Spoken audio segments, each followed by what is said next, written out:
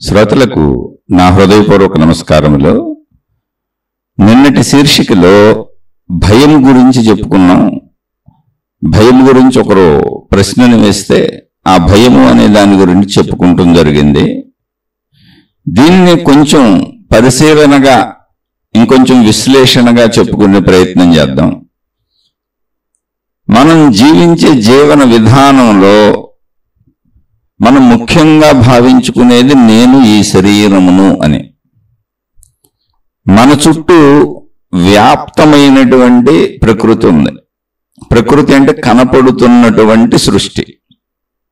మనలాంటి మనుషులు సుమారు 800 కోట్ల మంది ప్రపంచంలో ఉన్నారని చెబుతారు. అసలు మన చుట్టూ కళ్ళ మంది అనేక మంది కనపడతానే ఉన్నారు. ఇప్పటికీ జనాభా లెక్కల ప్రకారం 800 కోట్ల మంది ఉన్నారు అని. అలాగే గ్రంథాల ఆధారంగా మొత్తంగా మనిషితో కలిపి 84 రకాల అంటే 84 లక్షల రకాల జీవరాశులు ఉన్నాయని. అసలు 84 రకాలే మనకు పూర్తిగా తెలియదు. ఒకళ్ళు ఏదైనా గట్టిగా లెక్కలేస్తే పట్టుకోగలం. అలాంటివి 84 లక్షల రకములు ఉన్నాయి అని చెబుతున్నారు. మొత్తం సృష్టిలో జీవులు, జీవరాశులు. ఇవి మళ్ళీ పుట్టే విధానం కూడా చెప్పారు, ఎలా పుడతాయని. అండజములు అంటే గుడ్ల ద్వారా. ఇప్పుడు కోడి ఉంది, గుడ్లు పెడుతుంది, గుడ్డు నుంచి పిల్లలు వస్తాయి. అలాగే పక్షులు గుడ్లు పెడతాయి, ఆ గుడ్లు పొదగడం ద్వారా పిల్లలు వస్తాయి. అండజములు అంటే గుడ్డు ద్వారా ఉత్పత్తి అయ్యేవి. పెండజములు అంటే మనిషి మాతృగర్భంలో పెండములా పెరుగుతాడు.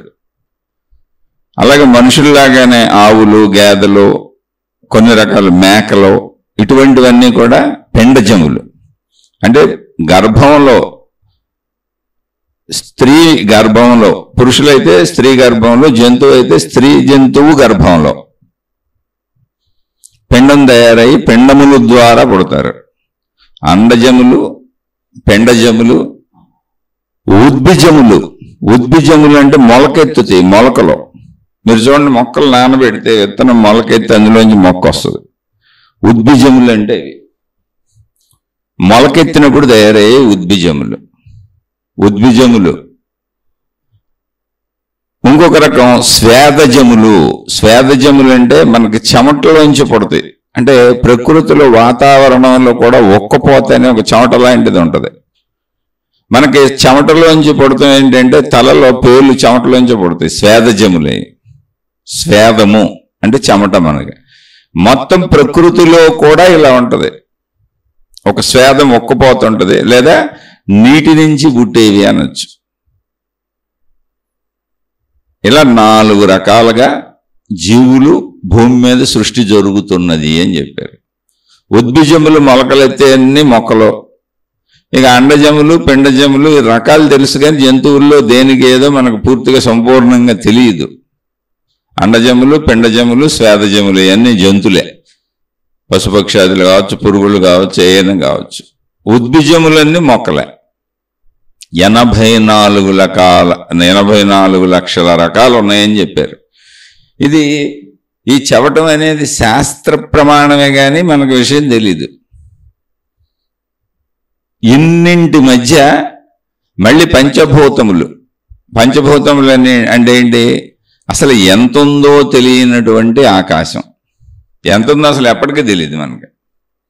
ఈ ఆకాశం ఎంత ఉంది అని మనకి అసలు ఎప్పటికీ తెలియదు. అంటే మన సైజుకి సర్వవ్యాపక ఆకాశము అన్నారు అంతే దాన్ని. సర్వవ్యాపక ఆకాశము. అనంతము అంటే అదే, అఖండము అంటే అదే, అనిర్వచనీయము అంటే అదే, ఆత్మశక్తి అంటే అదే, ప్రాణశక్తి అంటే అదే, శక్తి అంటే అదే. విశ్వము అంటే విశ్వము అన్నప్పుడు పదార్థములను తీసివేస్తే ఖాళీగా ఉన్నటువంటి విశ్వం అంతా అదే ఆకాశమే. పదార్థాలు అందులోనే ఉన్నాయి. గ్రహములు, గోళములు, నక్షత్రములు, భూమి అనేటువంటి ఒక గ్రహంలో మనం ఉన్నాం. ఇలాంటివి కోటాను కోట్లు ఉన్నాయి. విశ్వము అంటే మొత్తం యూనివర్స్ విశ్వము. అందులో ఒకటి భూమి. భూమి లాంటివి కోటాను కోట్లు ఉన్నాయి. ఇవన్నీ ఆకాశంలోనే ఉన్నాయి. అది ఎంతుందో తెలియదు. వాయువు అది ఎంతుందో తెలియదు. ఆకాశంలోనే వాయువు సంచరిస్తుంది. అది ఎంత ఉందో తెలీదు. తేజస్సు వెలుగు సూర్యుడు నుంచి వస్తున్నది అని చెబుతున్నారు. ఇటువంటి సూర్యుళ్ళు ఎంతో మంది ఉన్నారని చెబుతున్నారు. ఇటువంటి సూర్య కూటములు అంటే సూర్యుడు చుట్టూ భూమి, భూమి చుట్టూ చంద్రుడు, ఇలా మన చుట్టూ ఉన్నటువంటి ఒక కక్షలా తిరుగుతున్నటువంటి ఒక గ్రహ కూటమి, పాలపుంత అంటారు దాన్ని. కొన్ని పేరు పెట్టారు సైంటిస్టులు ఇవన్నీ. అంటే దూరం నుంచి చూస్తే ఇది ఒక మిల్కీ వేవ్, అంటే ఒక పాలపుంతలాగా కనపడుతుంది అని. అలాంటివి ఎన్నున్నాయో అంతులేదు అన్నారు. అంతులేదు అంటే ఏంటి? లెక్కేస్తే లెక్కేసి చెప్పచ్చు. 1 కోటో 2 కోట్లో 3 కోట్లో 10 కోట్లో తెలియదు. కోటాను కోట్లు ఉన్నాయి. లెక్కకు అందనన్ని ఉన్నాయి, లెక్కించడానికి వీలుగానే ఉన్నాయి, వీలు కానన్ని ఉన్నాయి, లెక్కించలేనన్ని ఉన్నాయి. ఇంకా చెప్పాలంటే లెక్కించడానికి మన సైజు సరిపోవట్లేదేమో, మన సైంటిఫిక్ విజ్ఞానం కూడా సరిపోవట్లే, అంత ఉంది విశ్వం. ఎందుకంటే ఇది మనిషిదే కదా ఈ విజ్ఞానం అంతా. అలా మనిషి ఇక్కడున్న దేనితో పోల్చుకున్న ఒక ధూళి కణం అంత కూడా చేయడు. అంటే ముందు మనం తెలుసుకుంటే, విశ్వంతో కంపేర్ చేసి చూసుకుంటే, మనం ఒక ధూళి కణం అంటే ఒక చిన్న ఇసుక రేణువు, చిన్న ధూళి కణం ఎంత ఉంటుందో విశ్వంతో పోల్చుకుంటే మనం అంత కూడా లేము. అందులో 1000వ వంతో 1,00,000వ వంతో 1 కోటో వంతో అనుకోవాలి. ఇది ఆ ధూళి కణంలో, ఆ ఇసుక రేణువులో. అయితే ఊరికిన విషయానికి చెప్పుకుంటున్నాం అంతే. విషయానికి మనలో మనం చెప్పుకుంటున్నాం, ఓ ధూళి కణంతో పోల్చుకుంటున్నాం. ఇప్పుడు నేను ఈ శరీరం అనుకుంటున్నప్పుడు, ఇప్పుడు దాకా మనం మాట్లాడుకుంటున్న విశ్వాన్ని అంతా మర్చిపోతున్నాం. 84 లక్షల రకాల జీవరాశులు. ఒక జీవరాశి మనిషి అనుకుంటే, ఆ మనిషి అనే జీవరాశి 800 కోట్ల మంది ప్రస్తుతం ఉన్నారనుకుంటే, ఒక్కొక్క జీవరాశి ఇంతే ఉంటుంది అని సుమారుగా అనుకుంటే ఎంత ఉంటుందో అసలు మనకు తెలియదు, ఊహించడం అలవి కాదు. ఊరికనే మామూలు సుమారు పనికిరాని మన మేధాశక్తితో ఊరికనే ఒక పనికిరాని లెక్కేసుకుంటే, అంటే మనుషులు ఎంత ఉన్నాం కాబట్టి అని, జీవరాశులన్నీ బ్యాలెన్సింగ్లో ఇలాగే ఉండుంటాయని 84 లక్షల రకాల ఇంటూ 800 కోట్లు వేస్తే ఆ సంఖ్య ఎంతో తెలియదు. మళ్ళీ 84 లక్షల రకాలు ఇంటూ 800 అంటే ఒక్కొక్క రకం 800 కోట్లు ఉంది. అందులో మనిషి అని వాడు ఎలా ఉన్నాడు వేస్తే అదొక అనంత సంఖ్య. కానీ నేను అనే భావన వచ్చేటప్పటికి ఈ శరీరం నాకు తెలుస్తుంది, నేను అనిపిస్తుంది, ఇందులో అనుమానం ఏం లేదు. అనిపిస్తుందిగా నేనే ఇదేని, పక్క శరీరం నేను అనిపించట్లేదుగా. ఈ శరీరములో నేనన్న భావన తప్ప, ఈ శరీరంలో నేను, నాకు, నావి అన్న అలా మొత్తం నాకు తెలియటం అనేది ఈ శరీరములో, ఈ శరీరముతో తప్ప ఇంకెక్కడ నాకు తెలియటం అనేది లేదు. అది నిజం, ఇదంతా నిజమే. నాకు ఈ శరీరంలో నేనన్న భావన తెలుస్తుంది, నేను అనిపిస్తుంది. అప్పుడు ఈ శరీరమే నేను అనుకుంటున్నా. ఈ శరీరాన్ని ముట్టుకుంటే తెలుస్తుంది, ఈ శరీరానికి అన్ని కనపడుతున్నాయి, ఈ శరీరానికి అన్ని వినపడుతున్నాయి, ఈ శరీరానికి అన్ని రుచులు తెలుస్తున్నాయి, ఈ శరీరం మాట్లాడగలుగుతుంది, ఇతర శరీరాలు మాట్లాడుతుంది, అర్థం చేసుకోగలుగుతుంది, విషయాలన్నీ తెలుసుకోగలుగుతుంది, ప్రపంచంలో తిరగగలుగుతుంది, ప్రపంచంలో అవసరమైన వాటిని అనుభవించగలుగుతుంది, ప్రపంచాన్ని వీక్షించగలుగుతుంది, దర్శించగలుగుతుంది. అదంతా ఈ శరీరంతోనే జరుగుతుంది. అప్పుడు ఈ శరీరం నేను అనుకోకుండా ఏమనుకుంటాను అసలు? నేను ఖచ్చితంగా ఈ శరీరం నేను అనుకుంటాను. ఎందుకంటే అన్నీ నాకు ఈ శరీరంతోనే తెలుస్తున్నాయి, ఈ శరీరంలోనే తెలుస్తున్నాయి. ఈ శరీరం లేదు అనుకోండి, ఇక తెలియటం లేదు, అసలు తెలియటం అనేది లేదు. ఇది నిజం. ఓకే, ఇప్పుడు ఇది నిజమైనప్పుడు ఈ శరీరపు సామర్థ్యం ఎంత? అన్నీ తెలుస్తున్నాయి, రైటే. కంటితో చూడగలుగుతున్నాయి, ఎంత చూడగలను? ఏదో కొంత చూడగలను అంతే. ఓహో, చెవులతో వింటున్నా, ఎంత వినగలను? ఏదో కొంత వినపడుతుంది. మళ్ళీ వయసు పెరుగుతా, వృద్ధాప్యం వస్తే ఆ వినికిడి శక్తి తగ్గిపోద్ది, ఆ చూపు శక్తి తగ్గిపోద్ది. వాసనలు ఎంత గ్రహించగలను? ఏదో నా చుట్టుపక్కల ఉన్నాయి గ్రహించగలను తప్ప అంతకుమించి దూరపు వాసనలు నాకు తెలియదు. అంటే నా మనుగడక నా చుట్టూ కొంతవరకు నాకు తెలుస్తాయి అన్నీ. రుచి నోట్లో పెట్టుకుందే రుచి తెలుస్తుంది, నవ్వులుతుంది, మిగిలిన నాకెడ తెలుస్తాయి రుచులు? అసలు తెలిసే అవకాశమే లేదు. స్పర్శ ఏ గాలిలో నాకు తగిలితే స్పర్శ, నా దగ్గరికి వచ్చి నన్ను ముట్టుకుంటే తప్ప నాకు స్పర్శ తెలియదు, లేదా నేను దేని దగ్గరగానే వెళ్ళి దాన్ని ముట్టుకుంటే తప్ప నాకు స్పర్శ తెలియదు. స్పర్శ అనేది నా శరీరంతో అది కలవాలి, సంపర్కము జరగాలి. నా శరీరంతో ఏదన్నా కలవాలి, లేదా నా శరీరం వెళ్ళి ఇంకో దాంతో అన్నా కలవాలి. ఆ సంపర్కం, ఆ సంయోగం, ఆ సమైక్యత కలిగినప్పుడే నాకు స్పర్శ తెలుస్తుంది. అది ఏదైనా సరే, గాలి అయినా, ఎండైనా, ఏదైనా, లేదా స్త్రీ పురుష శారీరక కోరికలైనా స్పర్శ అనేది ఇలా తెలుస్తుంది. అన్నీ ఎక్కడ తెలుస్తున్నాయి. అలాగే గ్రహించి అర్థం చేసుకోగలను. ఎవరైనా మాట్లాడారు, విషయం అర్థమవుతుంది, ఆ తెలివి ఉంది, ఆ ప్రజ్ఞ ఉంది.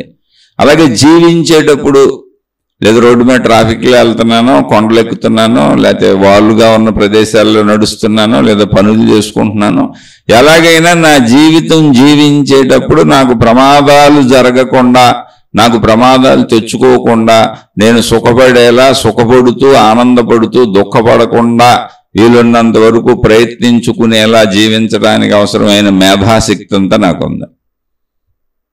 అంటే నా మేధాశక్తి కూడా నా శరీరపరంగా నాకు చక్కగా పనిచేస్తుంది. అంటే ఒకటి, పంచేంద్రియాలు తెలియటం ద్వారా నన్ను నేను రక్షించుకుంటూ కాపాడుకుంటూ హాయిగా బతుకుతాను. రెండు, నా మేధాశక్తి కూడా నాకు సరిపోద్ది. అలాగే మళ్ళీ ఈ మేధాశక్తి ఎంత గొప్పది అంటే, నేను ఏ విషయం వైపు పెట్టానో, ఈ మేధాశక్తిని ఉపయోగించానో, ఆ విషయం వైపు నాలో కొత్త కొత్త ఆలోచనలు, కొత్త కొత్త ఆవిష్కరణలు కూడా నాలో పడుతూ ఉంటాయి. సృజనాత్మకత ఇది కూడా ఉంది నాకు.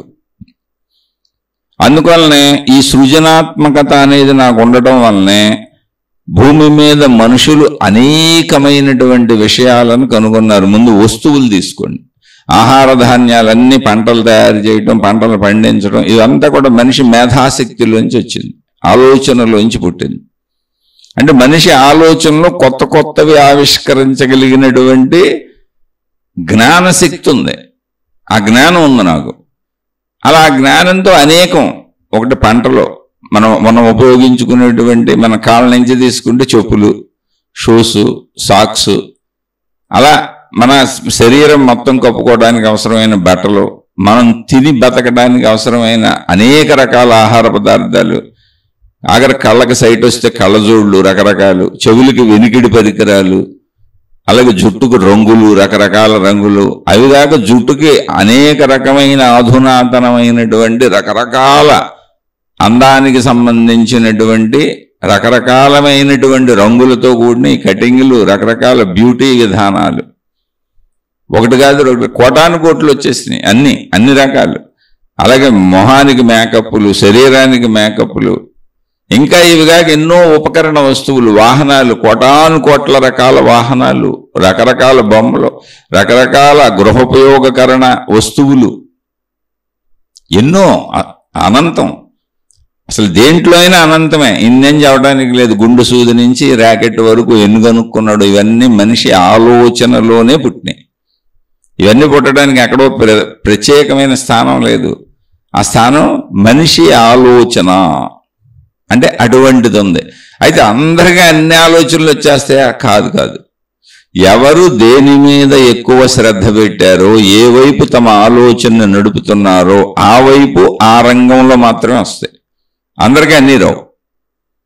వీళ్ళు పెట్టేటువంటి జ్ఞానశక్తిని ఉపయోగించే విధానాన్ని బట్టి, శ్రద్ధను బట్టి ఖచ్చితంగా అందులో వస్తాయి. అందుకే ఇప్పుడు అందులో చెడులో కూడా చాలా తెలివిని చేస్తూ ఉన్నారు, మోసాలు. ప్రతి వాళ్ళు ఒక మంచిదాన్ని కనుక్కున్నారు అనుకోండి, దాంట్లో ప్రతి వాళ్ళు ఇంకొకళ్ళు మోసగాళ్ళు డూప్లికేట్లు కనుక్కుంటున్నారు. ప్రతి దాంట్లో ఎలా మోసగించవచ్చో ఇంకొకళ్ళు కనుక్కుంటున్నారు. అంటే చెడు మంచి జ్ఞానంలోనే అభివృద్ధి చెందుతూ వెళ్ళిపోతుంది. ఇది అనాదిగా పరంపరగా వస్తుంది, తరతరాలకి ఇలా సాగుతూనే ఉంది. చెడు సాగుతుంది, మంచి సాగుతుంది. అది మనిషి మేధాశక్తిలోనే ఉంది. మనిషికి సమస్తము, అటు మేధాశక్తి కానీ, తెలివి కానీ, ప్రజ్ఞ కానీ, లేదా నేనన్న భావన కానీ, అన్నీ ఈ శరీరములోనే, ఈ శరీరముతోనే. ఈ శరీరం లేకపోతే స్టోరీ క్లోజ్. ఇది 100కి 100 పాళ్ళు నిజం. అలాంటి ఈ శరీరంతో మనలాంటి వాళ్లే ఉన్న ఈ ప్రపంచంలో మనం మానవ ప్రపంచం, మానవ లోకాన్ని తీసుకుందాం. ఇందాక విశ్వం గురించి చెప్పుకుందాం, 84 లక్షల రకాలని.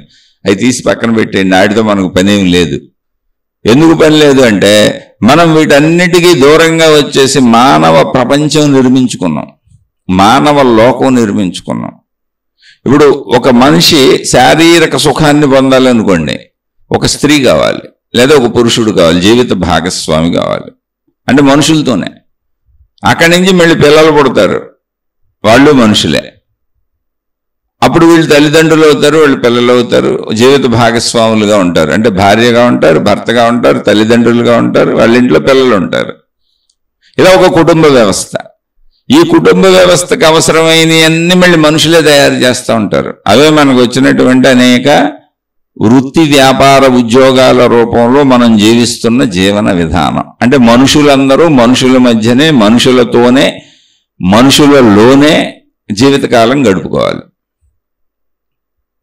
మనం ఓ జంతు ప్రపంచం నుంచి బయటకు వచ్చేసాం. అసలు 84 లక్షల రకాల సృష్టిలో ఉన్నవి అనేది ఉన్నమాట నిజమే, చెప్పుకుంటున్నమాట నిజమే, కానీ మనకు వాటితో పెద్ద పని ఏమి లేదు. మనకు పెద్ద పని అంతా, ఉన్న పని అంతా మనుషులతోనే.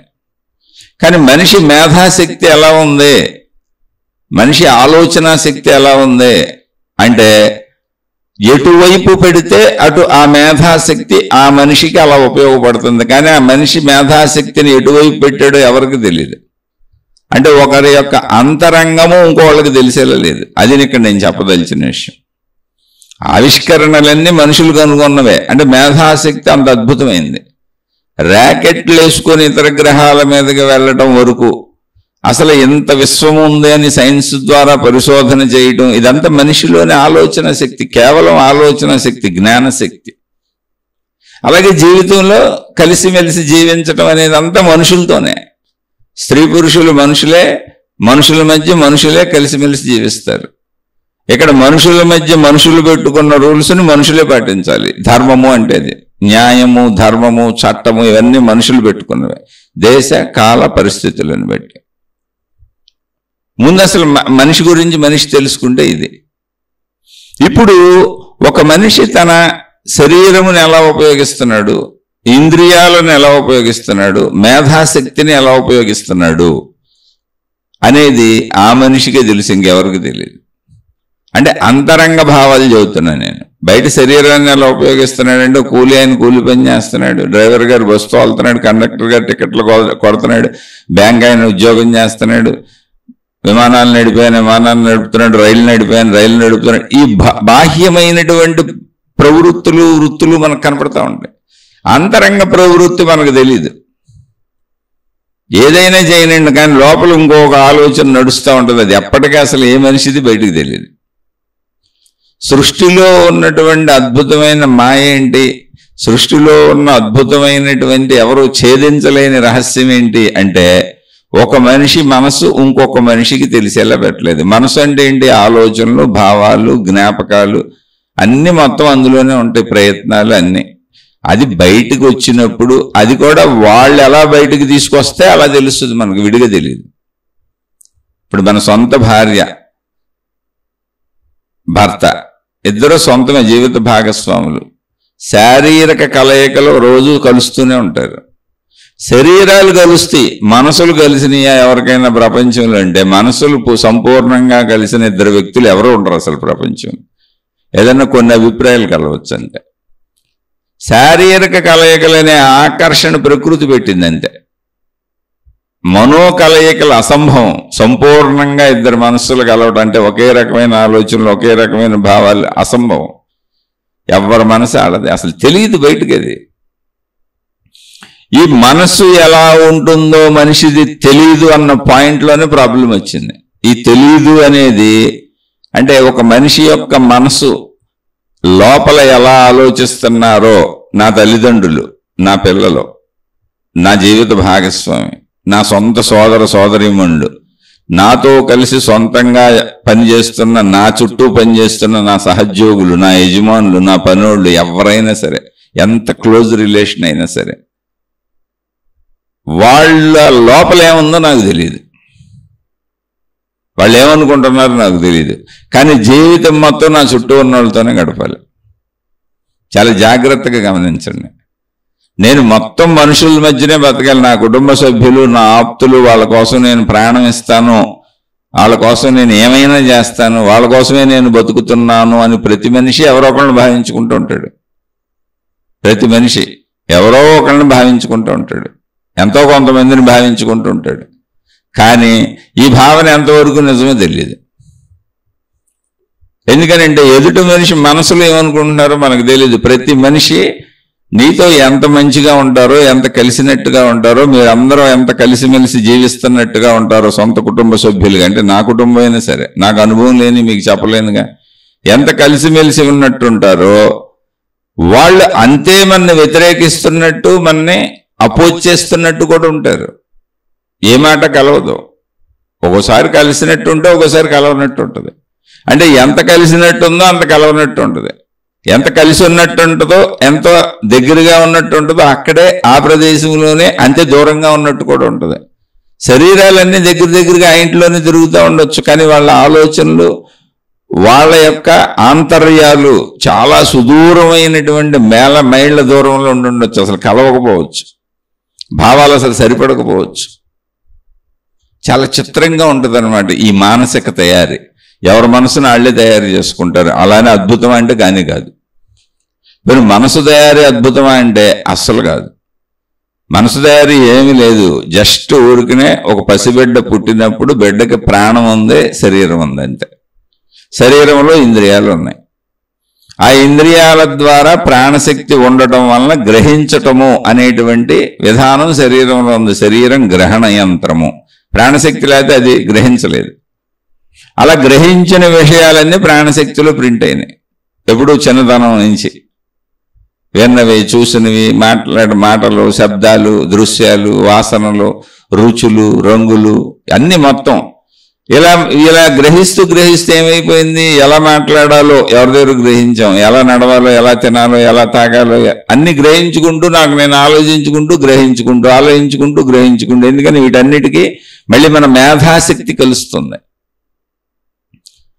ఇవన్నీ కూడా అలవాటు చేసేసుకొని అది నా స్వభావము, స్వరూపము, గుణము అయింది. నేను అంటాను, ఎందుకది నేను కాదు. అసలు కొన్ని తయారు చేసుకున్నా. అలానే అది నేను కాదా అంటే ఏదో కూడా తయారు చేసుకోకపోతే కాళ్ళు ఉన్నాయి, ఎలాగోలా నడవాలిగా, గొంతుంది ఎలాగోలా మాట్లాడాలిగా, ఎలాగోలా భావ వ్యక్తీకరణ చేయాలిగా. అలా ప్రతి విషయము జీవించాలంటే ఎలాగోలా జీవించాలిగా, అన్ని చేయాలిగా, శరీరంతో అన్ని క్రియలు చేయాలిగా. చేసేటప్పుడు ఒక్కొక్కళ్ళకి ఒక్కొక్క రకంగా తయారైపోయింది. ఎందుకంటే ఎవరి మనసు వాళ్ళు పోగేసుకు తయారు చేసుకున్నారు. అది వాళ్ళ స్వభావము, స్వరూపం అయిపోయింది. వాళ్ళకి అది సత్యమై కూర్చుంది. ఆ ఎలాగొల అనేదే వాళ్ళకి సత్యమైపోయి కూర్చుంది. ఇప్పుడు ఎవరి సత్యం వాళ్ళకి అయిపోయింది. నేను ఎలా మాట్లాడతాను, నేను ఎలా ఉంటాను, నేను ఎలా నడుస్తాను, నేను ఎలా తింటాను, ఇది నాకు ఇష్టం, ఇది నాకు అయిష్టం, ఇది నాకు నచ్చుతుంది, ఇది నాకు నచ్చదు, ఇలా ఏర్పడిపోయినాయి. కానీ ఇవన్నీ కూడా కావాలని మనం లోపలేసుకు ఏర్పాటు చేసుకున్నవే. నిజంగా ఇవి మనం కాదు, కానీ నిజంగా ఇవి మనమే. ఎందుకని అలా ఏర్పడిపోయి అసలు పరిశీలన అనేదే లేదు. కానీ ఒకవేళ పరిశీలన ఉన్నా ఇప్పుడు నేను ఎలాగోలా మాట్లాడాలిగా, ఎలాగే మాట్లాడగలను. నేను మాట్లాడే విధానం చాలామందికి నచ్చకపోవచ్చు. ముందు మా ఇంట్లో వాళ్ళకి అసలు నచ్చదు, ఖచ్చితంగా చెబుతున్నాను. నేను నచ్చదు, రోజు జీవిస్తాంగా. 55 ఏళ్ళు నాకు. నా సొంత వాళ్ళెవరికి నేను మాట్లాడే విధానం నచ్చదు. ఎందుకు నచ్చదు అంటే నేను ఇప్పుడు మాట్లాడుతుంది మీతో ఏదో సబ్జెక్టు మాట్లాడుతున్నా, ఎవరో మహాత్ములు చెప్పింది నేను విని, నేను చదువుకొని అందులో ఏదో మీరు అడిగితే నేను చెబుతున్నా. మీకు నాకు ఎటువంటి జీవన సంబంధం లేదు. జీవన సంబంధం అంటే నేను మీ మీద ఆధారపడి మీరు నాకు చేయవలసినవి కానీ, మీరు నా మీద ఆధారపడి నేను మీకు చేయవలసినవి కానీ లేవు. అదే కుటుంబ జీవితంలోకి వచ్చేటప్పటికి, నా కుటుంబము అనేటప్పటికి నేను వాళ్ళకి చేయవలసినవి ఉన్నాయి, నేను వాళ్ళ మీద ఆధారపడి ఉన్నా, వాళ్ళు నాకు చేయవలసినవి ఉన్నాయి. వాళ్ళు నాకు చేయవలసినవి అన్నప్పుడు నేను ఎలా కోరుకుంటాను, నాకు ఇష్టం వచ్చినట్టు చేయాలని కోరుకుంటాను. నా ఇష్టం ఏంటి, మళ్ళీ నేను పోగేసుకున్న నా మనసు. వాళ్ళు నా నుంచి కోరుకుంటున్నప్పుడు నేను చేయవలసినవి వాళ్ళు ఎలా కోరుకుంటారు, వాళ్ళకి ఇష్టం వచ్చినట్టు చేయాలని కోరుకుంటారు. వాళ్ళకి ఇష్టం ఏంటి, వాళ్ళు తయారు చేసుకున్న మనసు. వాళ్ళ మనసుకి నా మనసుకి అసలు సంబంధం ఉంటుందా? ప్రపంచంలో ఏ ఇద్దరు మనసులైనా ఒకలా ఉంటాయా? ఉండనే ఉండవు. కాబట్టి వాళ్ళు నాకు చేసే దాంట్లో కొన్ని నచ్చచ్చు, నచ్చకపోవచ్చు, ఖచ్చితంగా విభేదాలు ఉంటాయి. ఎందుకంటే వేరు వేరు మనసులు కనుక. నేను నా మనసుతో చేస్తాను కనుక, అలాగే వాళ్ళు వాళ్ళ మనసుతో చేస్తారు కనుక. అందుకని ఎవరైతే కుటుంబ సభ్యులు ఒకరిపై ఒకరు ఆధారపడి జీవిస్తూ ఉంటారో వాళ్ళ దగ్గర అవసరాలు ఉన్నాయి.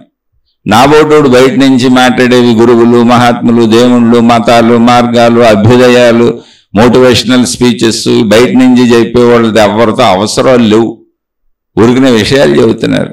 అవసరాల దగ్గరికి వెళ్ళేటప్పటికి ఇంట్లో వాళ్ళకి కూడా వాళ్ళతో పడదు, మహామహులకు కూడా పడదు. ఎందుకనంటే అవసరాల దగ్గరికి వచ్చేటప్పటికి నా అవసరాలు మీరు తీర్చాలి, మీ అవసరాలు నేను తీర్చాలి. ఇది కుటుంబం.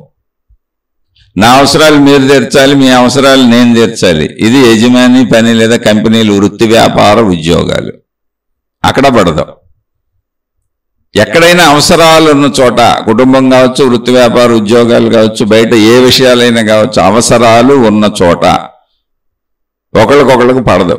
ఎందుకు పడదో అంటే నా అవసరం నా స్టైల్లో నేను కోరుకున్నట్టుగా మీరు తీర్చాలని నేను అనుకుంటా. అసలు ఎక్కడ దాకా ఎందుకు? చాలా సింపుల్ విషయం.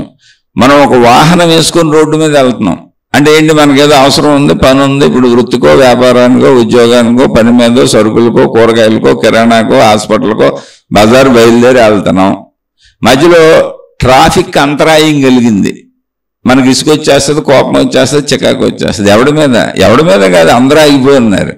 దానికి ఎవరో కారణం, ఎక్కడ వాళ్ళు ఎవరో మనకు తెలియదు కూడా. ఏదో చిన్న యాక్సిడెంట్ అయ్యి ఉండొచ్చు, ఏదో ఒకటి అయ్యి ఉండొచ్చు, లేదా అక్కడ రోడ్డు తవ్వి రోడ్డు బాగు చేస్తూ ఉండొచ్చు, లేదా కరెంటు స్తంభం పడిపోయి ఉండొచ్చు, ఏదో జరిగి ఉండొచ్చు. కానీ మనకి చికాకు వస్తుంది, కోపం వస్తుంది, తెలియని వాళ్ళ మీద కూడా వస్తుంది. ఎందుకని? నా అవసరానికి అడ్డంకి నేను భరించలేను. నా అవసరానికి ఇప్పుడు అడ్డంకి వచ్చింది. ఎందుకంటే నేను ఊహించుకుంటూ వెళ్ళిపోతున్నా, నాకు ఏ అడ్డంగా ఉండదు, నా అవసరం తీరిపోద్దని.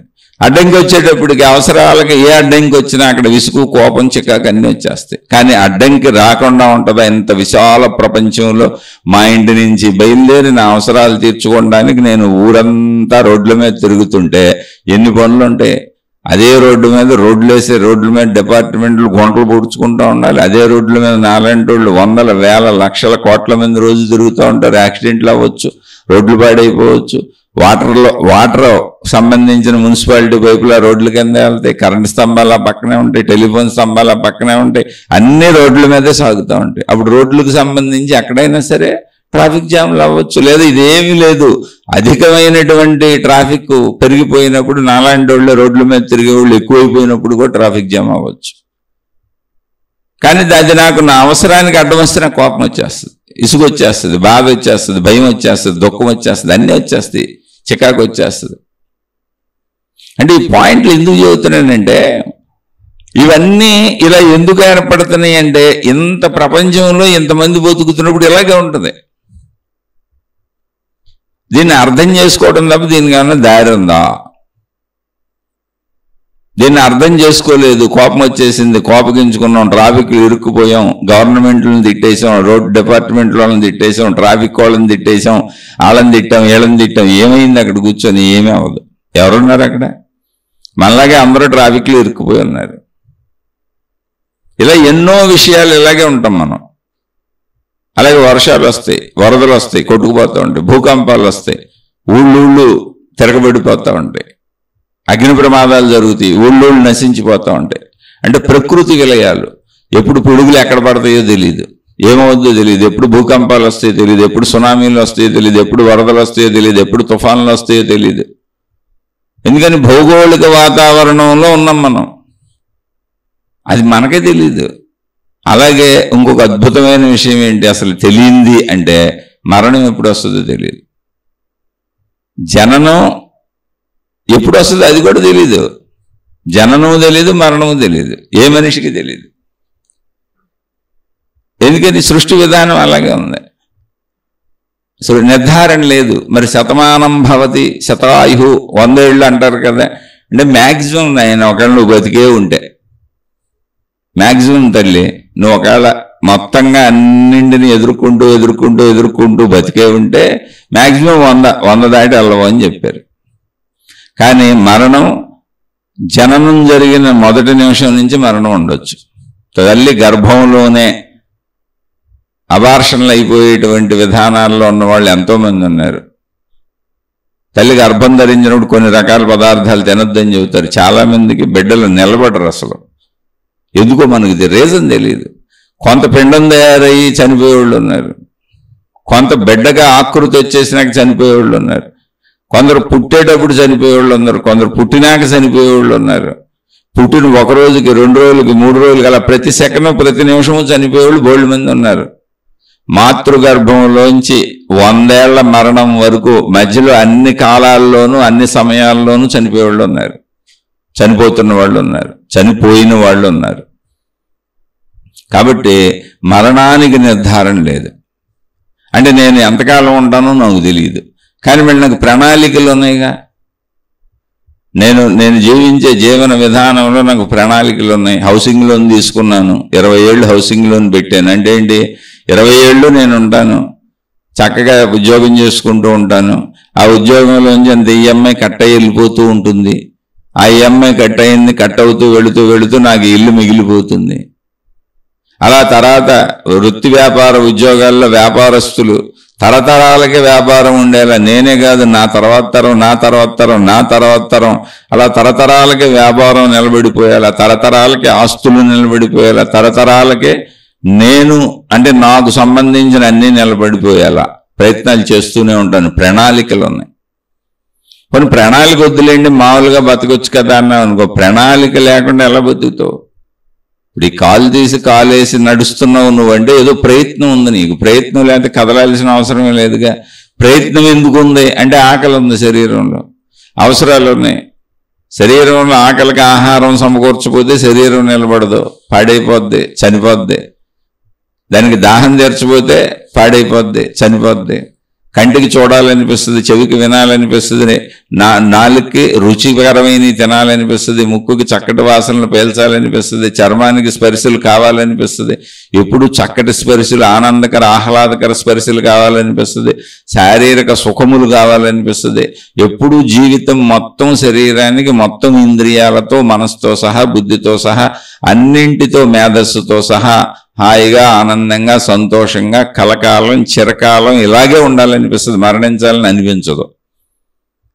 అనిపించిన మాట నిజమే కదా. లోపల ఏం చేయాలి? ఇప్పుడు మొత్తంగా చూసుకుంటే అసలు ఈ అనిపించదు, ఇలాగే ఉండాలి అనేటువంటి భావన ఏది ఉందో, అంటే నాకు అన్ని సుఖంగా దొరకాలి, హాయిగా ఉండాలి, చక్కగా ఉండాలనే భావన ఏది ఉందో, ఆ భావనకి అనుగుణంగా అన్ని జరుగుతాయి ప్రపంచంలో. అంటే మళ్ళీ మొత్తం మనుషుల మధ్య మనుషులమే జీవించాలి. మరణం ఏ నిమిషం వస్తుందో తెలియదు.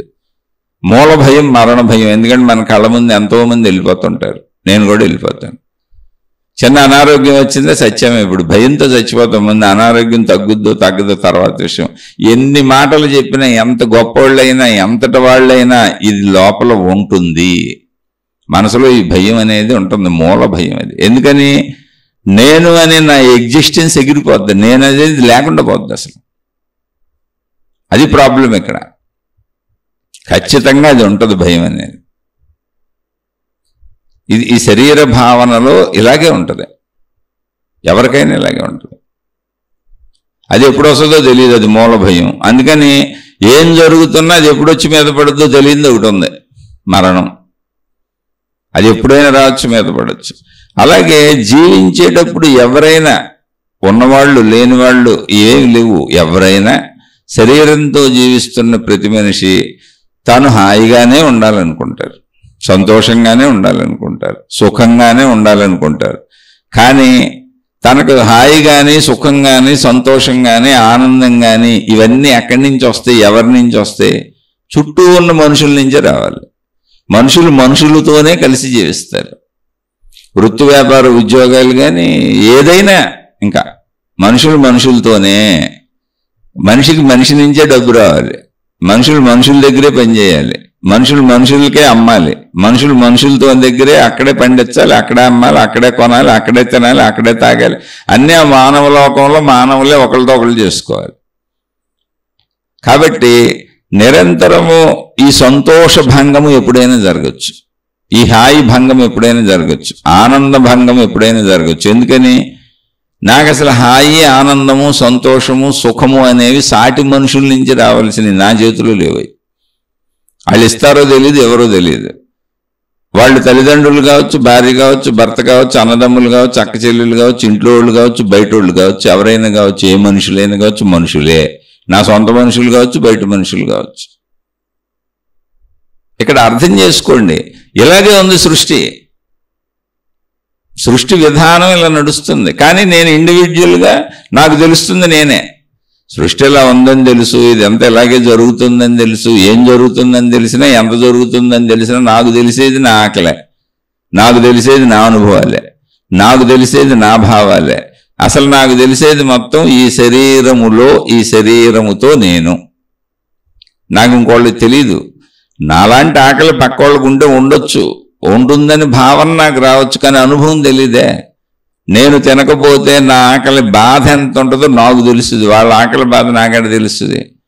నా శారీరక కోరిక తీరకపోతే ఆ వెంపర్లాట, ఆ బాధ, ఆ లోపల తపన ఎంత ఉంటుందో నాకు తెలుసు, వాళ్ళది నాకంటే తెలుస్తుంది. అలాగే నేను అనుకున్న కోరికలు తీరకపోతే, నా అహంకారానికి దెబ్బ తగిలితే, నాకు అవమానం కలిగితే, నాకు ఏదైనా యాక్సిడెంట్ అయితే, నాకు ఏదైనా నష్టాలు వస్తే, కష్టాలు వస్తే, ఇబ్బందులు వస్తే, ఆ లోపల బాధ ఎంత ఉంటుందో నాకు తెలుస్తుంది, వాళ్ళే నాకెట తెలుస్తుంది? తెలీదు, నిజంగా తెలియదు మనిషికి, ఎవరికి. మరి ఎలా తెలుసండి? ఊహాత్మకత. మీరు మనుషులే కాబట్టి నాలాగా మీకు ఉండుండొచ్చు అనుకోగలను అంతే. అది కూడా ఆలోచిస్తే. అసలు ఎక్కడ ఆలోచిస్తే నాయే పూర్తి అవ్వట్లేదుగా. ఎవరికైనా నా కోరికలు తీరిపోయి, నా ధన సంపాదన సరిపోయి, నా కోరికలన్నీ తీరిపోయి, ఇక నాకు చాలులే అనిపించి, ఇంకా నాకు అక్కర్లేదులే అనిపించి, నాకు ఇంకేమీ అవసరత లేదులే అనిపించి, నాకు అన్నీ సరిపోయినాయి అనిపించి ఓ తృప్తి కలిగితే, అప్పుడు మీ గురించి నేను ఏమన్నా ఖాళీ ఉంది కాబట్టి మీ గురించి ఆలోచించగలుగుతాను. అసలు నాకు ఒక రోజులో తృప్తి ఎప్పుడు కలిగింది? ఒక రోజులో నా ప్రయత్నంలోనే నాకు కావాల్సిన సుఖము, ఆనందము, సంతోషము, హాయి ఇవన్నీ ఎక్కడ కలిగినాయి? బోల్డ్ మంది అడ్డం పడిపోయారు వీటికి. నా సొంత వాళ్ళే రోజు అడ్డం పడిపోయి నన్ను ఏడిపించేస్తున్నారు. ఇదేంటి సొంత వాళ్ళు నన్ను రోజు ఎందుకు ఏడిపిస్తున్నారు? సొంత వాళ్ళు నిన్ను రోజు ఎందుకు ఏడిపిస్తున్నారంటే వాళ్ళు నిన్ను ఏడిపించాలనుకోవట్లా, వాళ్ళ జీవితం వాళ్ళు జీవిస్తుంటే నీకు ఏడుపు వస్తుంది.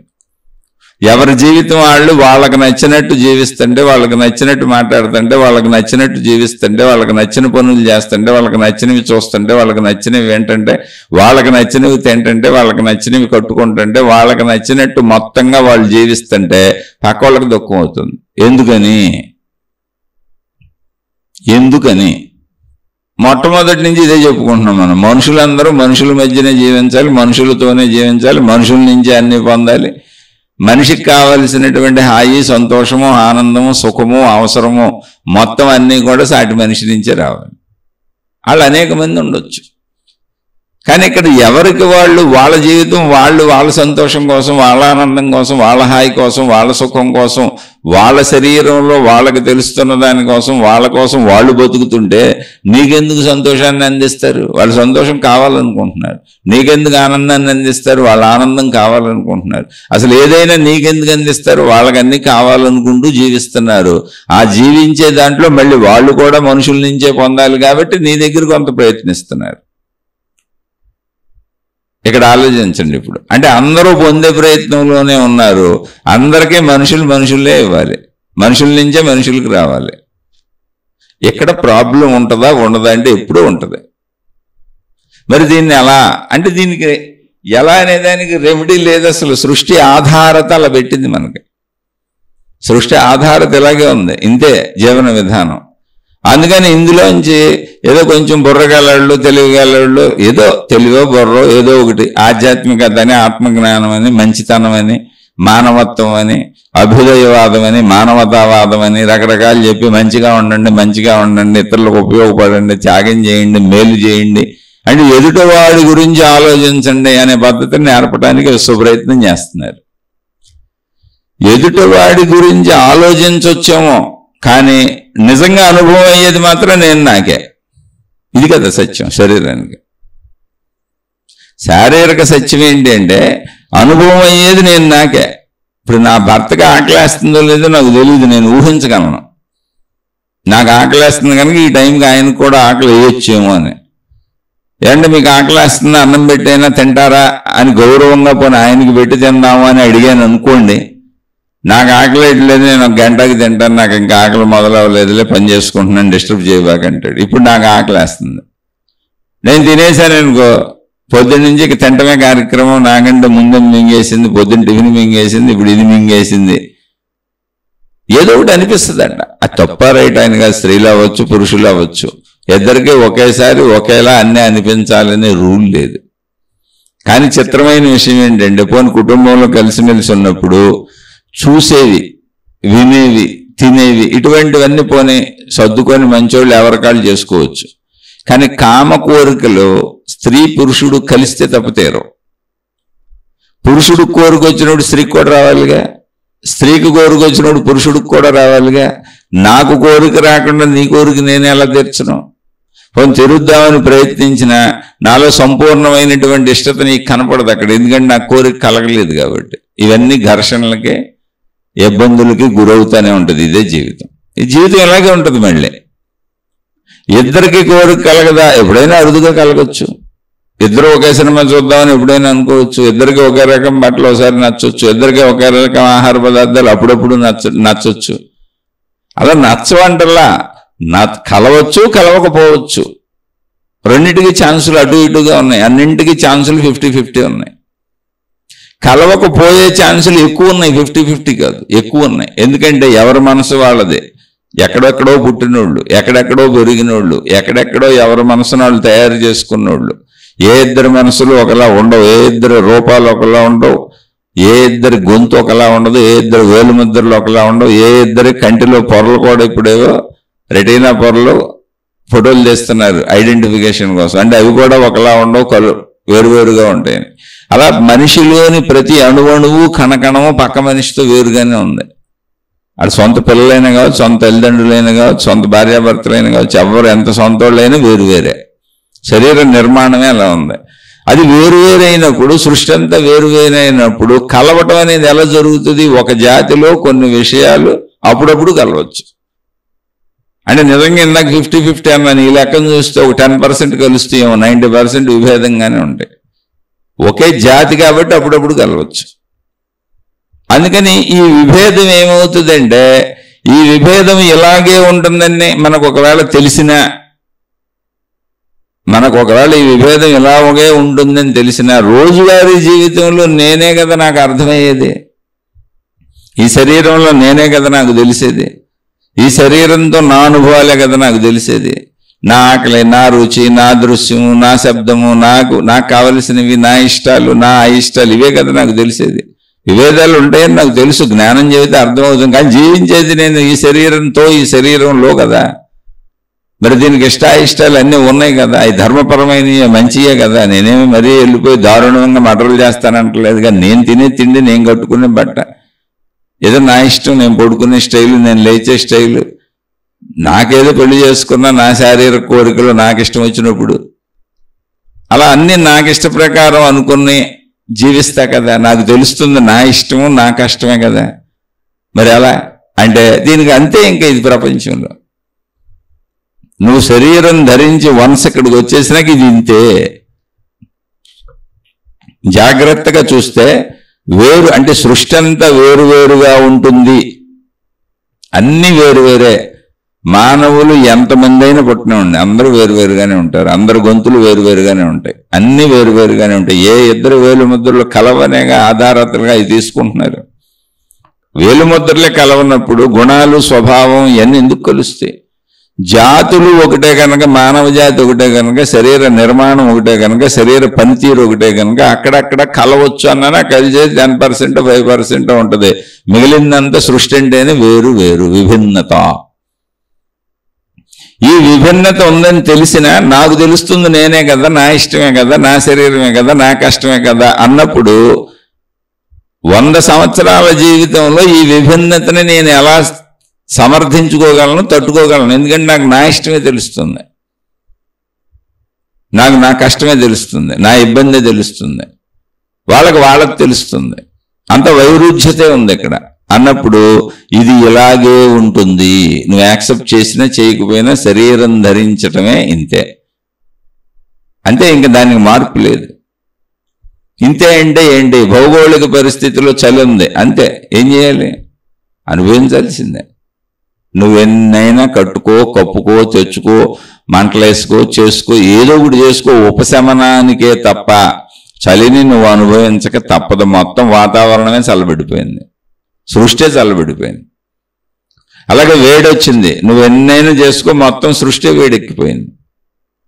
అలాగే వర్షం కురుస్తుంది, నువ్వెన్నైనా చేసుకో, మొత్తం సృష్టి నీటిమయమైపోయింది, తడిసిపోయింది. రకరకాల జీవులు పుట్టుకొస్తాయి, రకరకాల సీజన్ మార్పులల్లా రకరకాల జబ్బులు వస్తాయి. ఎందుకంటే కొత్త కొత్త జీవులు పుట్టుకొస్తాయి, మనకు తెలియదు అసలు బ్యాక్టీరియా అంటారు వాటిని. ఇంతే, ఇలాగే బతకాలి ఇక్కడ. ఇప్పుడు ఇక్కడ పుట్టినవాడు మరణించక తప్పదు అనే సూత్రం ఎలాంటిదో, ఇది ఇంతే, ఇలాగే బతకాలి అనేటువంటి సూత్రం అంతే, అది అలాగే ఉంటది, దాన్ని అంగీకరించవలసిందే. మనుషులతో విభిన్నత అది అలాగే ఉంటది, దాన్ని అంగీకరించవలసిందే. అదే మనుషులతో సౌఖ్యత, సుఖము, ఆనందము అప్పుడప్పుడు వస్తూ ఉంటది, వెళ్తూ ఉంటది. విభిన్నత సృష్టి ధర్మము కనుక అది కూడా సృష్టి ధర్మములో భాగంగా ఎక్కడ ఒక 10% 20% నీకు దొరికినట్టు కనపడొచ్చు, కలిసినట్టు కనపడొచ్చు, జాతులు ఒకటే కనుక. కానీ విభిన్నత దాని ధర్మము. ఇది ఇంతే, ఇలాగే ఉంటది. అన్ని చోట్ల ఇది ఇంతే, ఇలాగే ఉంటది. దీన్ని ఇలాగే అంగీకరించి స్వీకరించి జీవించగలిగితే ఆలోచన పెరగదు. అది ఇక్కడ. ఇప్పుడు నా భార్య ఎలా ఎందుకుంది, నా భర్త ఎలా ఎందుకున్నాడు, ఆ మనిషి ఎలా ఎందుకున్నాడు, ఈ మనిషి ఎలా ఎందుకున్నాడు, ఈ సంఘటన ఎలా ఎందుకు జరిగింది అని మీరు ఏదైనా సంఘటనలు జరిగితే జాతకాలు, జ్యోతిష్యాలు, మహిమలు, మాయలు, గురువులు, మాతాజీలు అంటూ పరుగులు పెట్టపాకండి. ఎవరికి ఏది తెలీదు, ఇది ఇంతే, ఇది ఎలాగే ఉంటది. ఇప్పుడు ఎవరికైనా ఏమైనా తెలుసు అనుకోండి, ఒకవేళ అది నిజమే అనుకోండి, జాగ్రత్తగా ఆలోచించండి. అది నిజమే అయితే ప్రతి ఆర్టీసీ బస్ స్టాండ్, ఆర్టీసీ వాళ్ళు ఏం చేసేవాళ్ళు అంటే ముందు, లేదా రైలు, ఆర్టీసీ, రైలు, విమాన సర్వీసులు అంటే గవర్నమెంట్లు నడిపే యంత్రాంగాలు నడిపే ఎన్ని ఉన్నాయో వాళ్ళందరూ ముందు ఇది తెలిసిన వాళ్ళని తెచ్చి అక్కడ కూర్చోబెట్టుకునేవాళ్ళు. వాళ్ళు జ్యోతిష్యుల, జాతకాలు చెప్పేవాళ్ళ, మహిమల, మాయల, అద్భుతాల, ఆ భవిష్యత్తులో ఎన్ని రకాల వాళ్ళు ఉంటే అన్ని రకాల తాళ్ళు, తాయెత్తులు, ఉంగరాలు, రంగురాళ్ళు, ఇవన్నీ కూడా తెచ్చాలని అక్కడ కూర్చోబెట్టి అవన్నీ ఆ బస్సులకు కట్టించో లేదా వాళ్ళు చెప్పినవన్నీ చేయించి ఏమీ అవ్వదో సురక్షితంగా వెళ్తాయి అంటేనే అడ్డు పంపేవాళ్ళు. అసురక్షితంగా అన్ని సాగుతాయి అంటేనే ఆ రైళ్లను పంపుతారు, ఆ బస్సులను పంపుతారు, ఆ విమానాలు పంపుతారు. ఇంకా మిగిలిన ఎన్ని ఉంటే అన్ని ఏమేం చేయగలరో గవర్నమెంట్ డిపార్ట్మెంట్లు ఎన్ని ఉన్నాయో. ఇప్పుడు మిలిటరీల నుంచి అన్ని ముందే తెలిసి మహిమలు, మాయలు తెలిసిపోతుంటే వాళ్ళని తీసుకెళ్లి మిలిటరీలో కూర్చోబెట్టి, అసలు మిలిటరీ ఎందుకు, ఎదుటి దేశం వాడు ఏమనుకుంటున్నాడు వీళ్ళు చెప్పేస్తారు. అంత పిచ్చోళ్ళ ప్రజలు. దేశాలు పోనీ వాడుకోవా. నిజంగా అటువంటి సౌకర్యం ఉంటే భవిష్యత్తు తెలుసుకొని తాళ్ళు కట్టుకొని, తాయెత్తులు కట్టుకొని, పేర్లు మార్చుకొని, రంగురాళ్ళు పెట్టుకొని రకరకాలు ఇప్పుడు ఎన్ని చెబుతున్నారు అన్ని శని యంత్రాలు, ఆ యంత్రాలు, ఈ యంత్రాలు, వీటన్నింటి ద్వారా మేలు చేకూరేది ఉంటే ఆ శాస్త్రాలన్నీ నిజమే అయితే మొత్తం ప్రపంచవ్యాప్తంగా వాటిని ఉపయోగించుకోరు. ఎందుకు ఉపయోగించుకోరు? నష్టపోతారు ఎవరన్నా. అవన్నీ నిజం కాదు, అబద్ధాలు కనుక, మోసాలు కనుక, వీళ్ళు మోసపోతున్నారు కనుక ఇంతమంది యంత్రాంగం, ఇంత ప్రపంచ వ్యవస్థ, ఇంత మేధా సంపన్నులు, ఇన్ని గవర్నమెంట్లు ఉన్నా కూడా ఎవరి సెక్యూరిటీ గాళ్ళు కోటాను కోట్లు ఖర్చు పెట్టి మిలిటరీలు ఏర్పాటు చేసుకొని, పోలీసు వ్యవస్థలు ఏర్పాటు చేసుకొని, ఇతర నిఘా వ్యవస్థలు ఎన్నో ఏర్పాటు చేసుకొని, ధర్మరక్షణ కోసం న్యాయస్థానాలు, చట్టాలు, గట్టాలు బోర్డు పెట్టుకొని, ఇవన్నీ అనవసరపు ఖర్చులే. అసలు ఈ ఖర్చులన్నీ లేకపోతే మనుషులకి అసలు బోల్డ్ ట్యాక్సులు మిగిలిపోయి బోల్డ్ వస్తువులు చాలా చవక లభిస్తాయి, ఇంకా చాలా చక్కగా జీవిస్తాం. కానీ మనిషిలో మోస ప్రవృత్తి, నేర ప్రవృత్తి వల్ల ఇన్ని పెట్టుకోవాల్సి వచ్చింది. కాబట్టి ఈటానికి ఎంపర్లైట్ పడకండి. ఒకవేళ ఇవన్నీ నిజమైతే గవర్నమెంట్లో పెట్టుకుని ఇవన్నీ విద్యలు ఉండుంటే, ఇప్పుడు ఒక ఎంబీబీఎస్ చదివిన డాక్టర్కి ఒక విద్య ఉన్నట్టుగా, అతను రోగం నయం చేయగలిగినట్టుగా, అలా ఈ విద్యలన్నీ ఉండుంటే వాటిని చదువుల్లోకి తెచ్చేసేవాళ్ళు, వాటిని యూనివర్సిటీల్లో పెట్టేసేవాళ్ళు, చదువుకోమని చెప్పేవాళ్ళు, తాళ్ళు, తాయెత్తులు, రంగురాళ్ళు, ఉంగరాలు అన్ని పరిశోధనలు చేసేసేవాళ్ళు, జాతకాలు, జ్యోతిష్యాలు ఇంకెన్ని ఉంటాయి అన్ని, న్యూమరాలజీలు, అక్షరాల మార్పులు, పేరు మార్పులు, లేదా విజువలైజేషన్లు, లేదా సంకల్ప శక్తులు, సంకల్ప సిద్ధులు, ఇవన్నీ పిచ్చోళ్ళ. చదువులు పెట్టల గవర్నమెంట్లు. చదువులు పెట్టిన వాళ్ళు ఇవన్నీ నిజమైతే ఇవే పెట్టేసేవాళ్ళు. మహిమలు, అద్భుతాలు, మాయలు ఈ చదువులు పెట్టేవాళ్ళు. నిజమైతే ఎందుకు పెట్టరు? ఇప్పుడు చదువులు నిజం కాబట్టి చదువులు పెట్టారు, విద్యాలయాలు కట్టారు. నిజం కాబట్టి హాస్పిటల్ కట్టారు. నిజం కాబట్టి ఆసుపత్రుల్లో చదువులు ఉన్నాయి. ఒక పక్క హోమియోపతి ఉంది, ఒక పక్క న్యాచురోపతి ఉంది, ఒక పక్క యునాని ఉంది, ఒక పక్క ఆయుర్వేదం ఉంది, ఒక పక్క అలోపతి ఇంగ్లీష్ వైద్యం ఉంది. అన్నీ నిజం కాబట్టి నిజంగా వెళ్తున్నాయి. చదువులు ఉన్నాయి, అట్లన్నింటిలో కూడా చదువులు ఉన్నాయి, కోర్సులు ఉన్నాయి. నిజమైనవన్నీ అందరూ అంగీకరించినవన్నీ ప్రపంచంలో అంగీకరించబడి నేర్చుకోబడుతున్నాయి, చదవబడుతున్నాయి, చేయబడుతున్నాయి. అన్ని కోర్సులకి చదువులు ఉన్నాయి.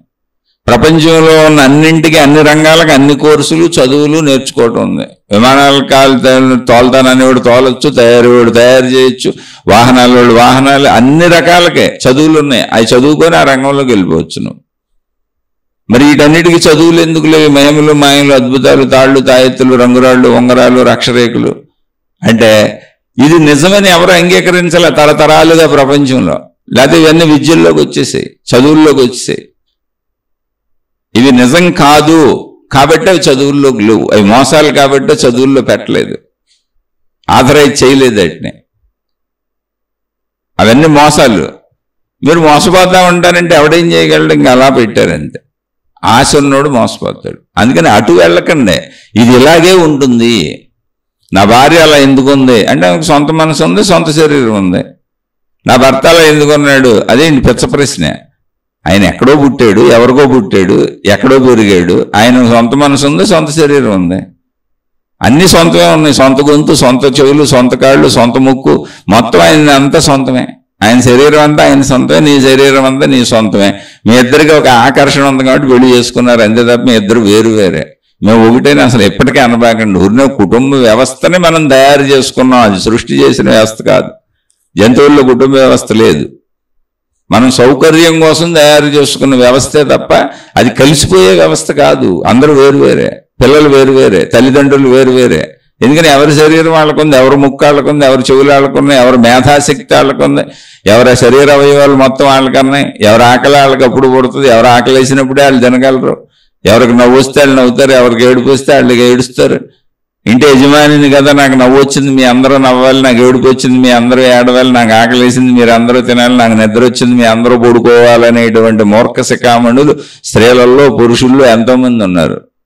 అది మూర్ఖత్వం అని మనమే చెప్పుకుంటున్నాం కదా. మూర్ఖత్వం అది. నీకు నిద్ర వస్తే నాకెందుకు వస్తుంది, నీకు ఆకలి వేస్తే నాకెందుకు వేస్తుంది?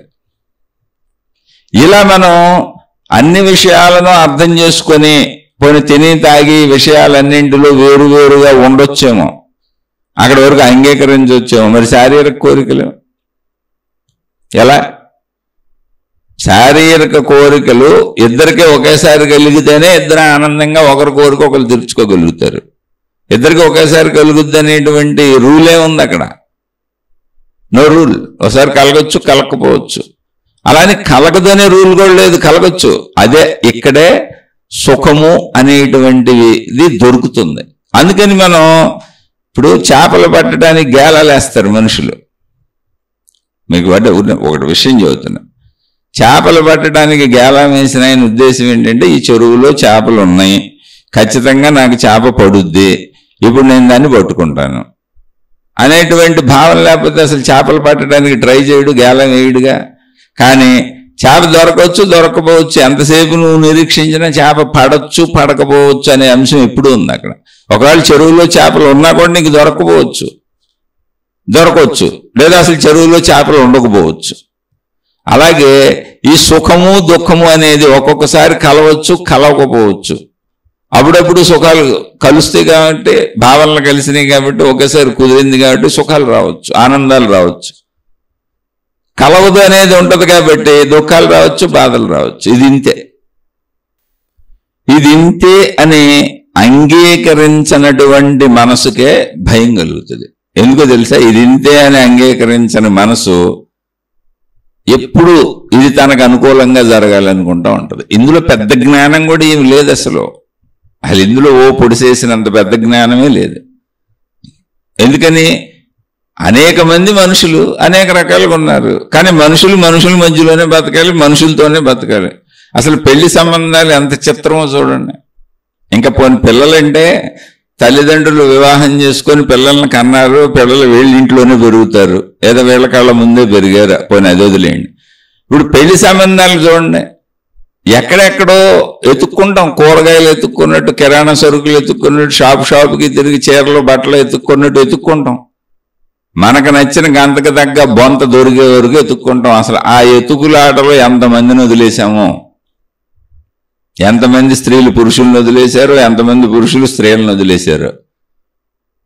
ఆఖరికి ఎవరినో కలుపుకుంటాం గంతకు తగ్గ బొంత. ఒకళ్ళు మనకు నచ్చి ఉండొచ్చు, వాళ్ళు మన వదిలేస్తారు. అబ్బాయి నువ్వు నా కెపాసిటీకి సరిపోలేదు, నువ్వు నాకు నచ్చలేదని. మళ్ళీ ఈ నచ్చటంలో ఏంటి, అందచందాలతో పాటు డబ్బు, హోదా, పలుకుబడి, పరపతి, కులము, మతము, అభయ బాబు ఎన్ని పెట్టుకున్నాం చూడండి. ఎందుకు పెళ్లి చేసుకుంటుంది ఎందుకో తెలుసా? కులం కోసం కాదు, మతం కోసం కాదు, డబ్బు కోసం కాదు. ఏమో డబ్బు కోసం చేసి వస్తున్నారేమో తెలీదు, శారీరక సుఖం కోసం. ఇది సత్యం. శారీరక సుఖానికి సంబంధించిన విషయం డైరెక్ట్గా పచ్చిగా నికార్సుగా ఆలోచిస్తే శారీరక సుఖాన్ని పొందేటువంటి అవయవాలను మర్మావయవాలు అన్నారు. అసలు కనపడవయ్యి, దాచేస్తాం వాటిని. వాటిలో అందం అనేదే ఉండదు. అందం కేవలం మనిషి యొక్క ముఖము, మనిషి యొక్క శరీర సౌష్ఠవం, వాళ్ళు వేసుకున్న బట్టలు, వాళ్ళ తీరు, లావా సన్నమా. ఇదిగో కొంతమందికి లావుగా ఉన్నోళ్ళు అందంగా కనపడతారు, కొంతమందికి సన్నగా ఉన్నోళ్ళు అందంగా కనపడతారు, కొంతమందికి నల్లటోళ్ళు అందంగా ఉంటారు, కొంతమందికి తెల్లటోళ్ళు అందంగా ఉంటారు. అందానికి నిర్వచనం లేదు మళ్ళీ. కానీ అందం మనం బాహ్య రూపంలో ఎత్తుక్కుంటాం, ముఖంలో, శరీరం యొక్క ఆకృతిలో.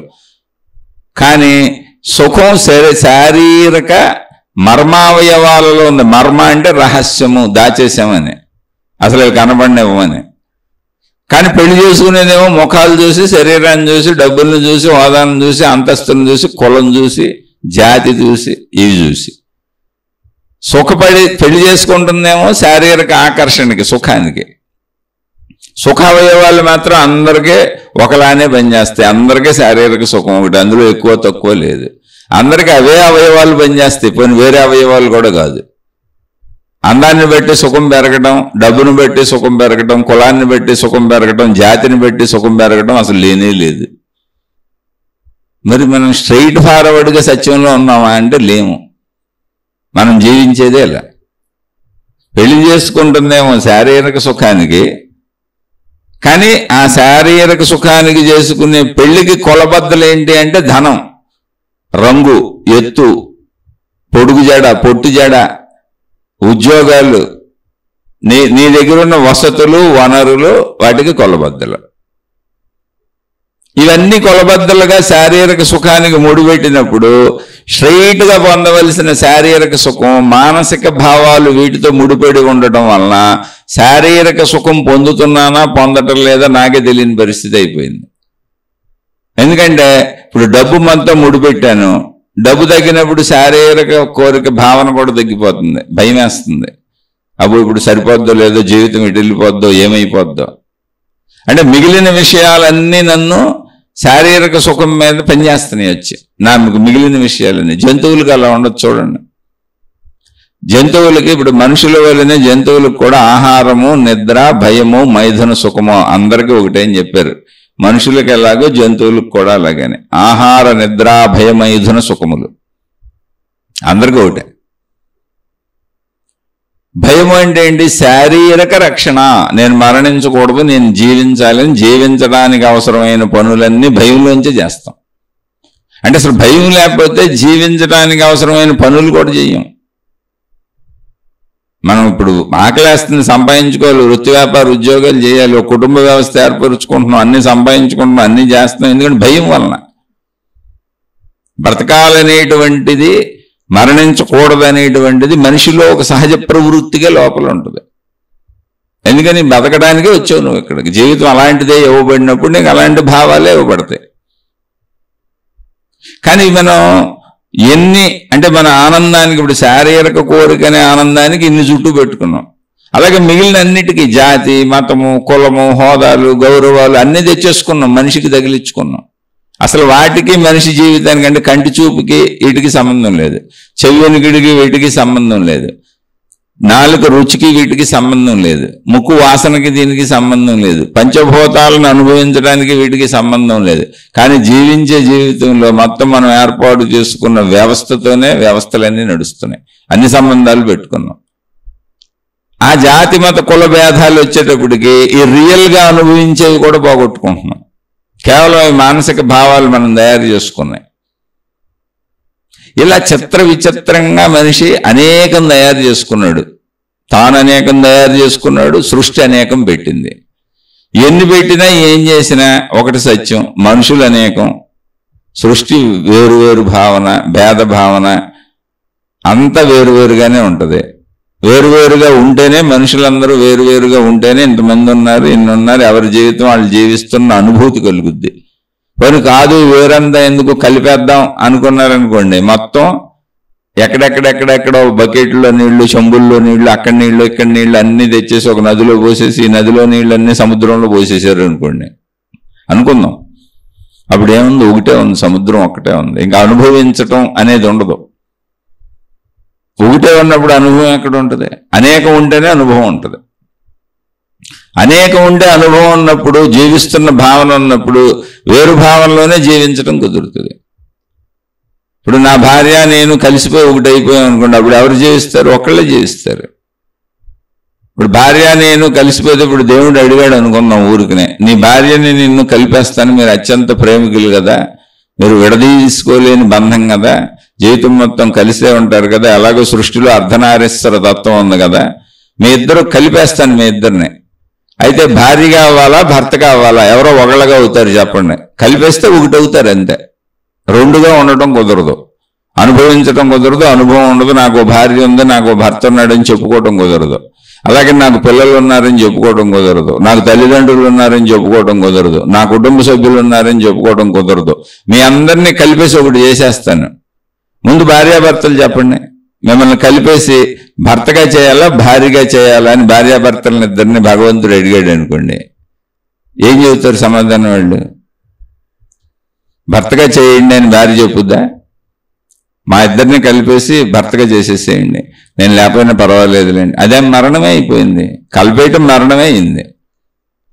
పోనీ నన్ను భార్యగా చేసేసేయండి, మా ఇద్దరిని కలిపేసి భార్యగా చేసేయండి, ఆమె జీవిస్తూ ఉంటుంది, భార్యగా జీవిస్తాను ఎందుకంటే ఆమె అంటే అమర ప్రేమ అన్నాను అనుకో, అప్పుడు అది నాకు మరణమే అయింది, నేను లేనట్టు అయిపోయాను. అలా ఎవరైనా నాకు అనుకూలంగా ఉండాలి, నాకు అన్నీ చేయాలి, వీళ్ళు ఎందుకు నాకు వ్యతిరేకంగా ఉంటున్నారని మనం అన్నప్పుడు వాళ్ళు మనతో కలిసిపోతే, వాళ్ళని మనలో కలిపేస్తే వాళ్ళకి అది మరణమే అవుతుంది, వాళ్ళకి సొంత జీవితం లేదు. ఇప్పుడు అమర ప్రేమ నా కొడుకు అంటే నా కొడుకు లేకుండా నేను ఉండలేను అంటే భగవంతుడు అడిగాడు, నువ్వు నీ కొడుకులో కలిసిపోతావా, నీ కొడుకుని నీలో కలిపేయమంటావా, మీ ఇద్దరిని కలిపి ఒకటి చేసేస్తానని. అయితే కొడుకుగా జీవించు లేదా తండ్రిగా జీవించు అన్నప్పుడు ఒకళ్ళకి మరణం అయిపోయింది, అది ఇంకొకళ్ళు జీవించడం కుదరదు. మీరు ఆలోచించుకోండి, నేను చెబుతుంది వైపరీత్యం కాదు, నిజమైన ఆలోచన. అందుకే సృష్టి వేరువేరుగా పెట్టింది, ఎవరి జీవితం వాళ్ళకి పెట్టింది, ఎవరికాళ్ళు జీవిస్తున్న భావన కలిగేలా పెట్టింది, ఎవరి స్వేచ్ఛా స్వతంత్రాలు వాళ్ళకి పెట్టింది, అనేక మంది అనేకంగా జీవిస్తున్నట్టుగా పెట్టింది. మళ్ళీ దాన్ని విభేదాలు విరోధాలుగా మలుచుకొని మనం దాన్ని అంగీకరించకపోతే ఎలా? ఇప్పుడు అనేక మంది అనేకాలుగా జీవిస్తున్నప్పుడు మొత్తం విభేదాలుగానే కనపడతాయి, వాళ్ళు వేరు నేను వేరు, ఇదంతా వేరువేరుగానే ఉంటుంది. ఆ వేరువేరులో అప్పుడప్పుడు నాకు అనుకూలతలు దొరకవచ్చు, ఎక్కువ శాతం దొరకపోవచ్చు. సింపుల్ అంతే. ఎక్కువ శాతం దొరకపోవచ్చు, తక్కువ శాతం దొరకవచ్చు.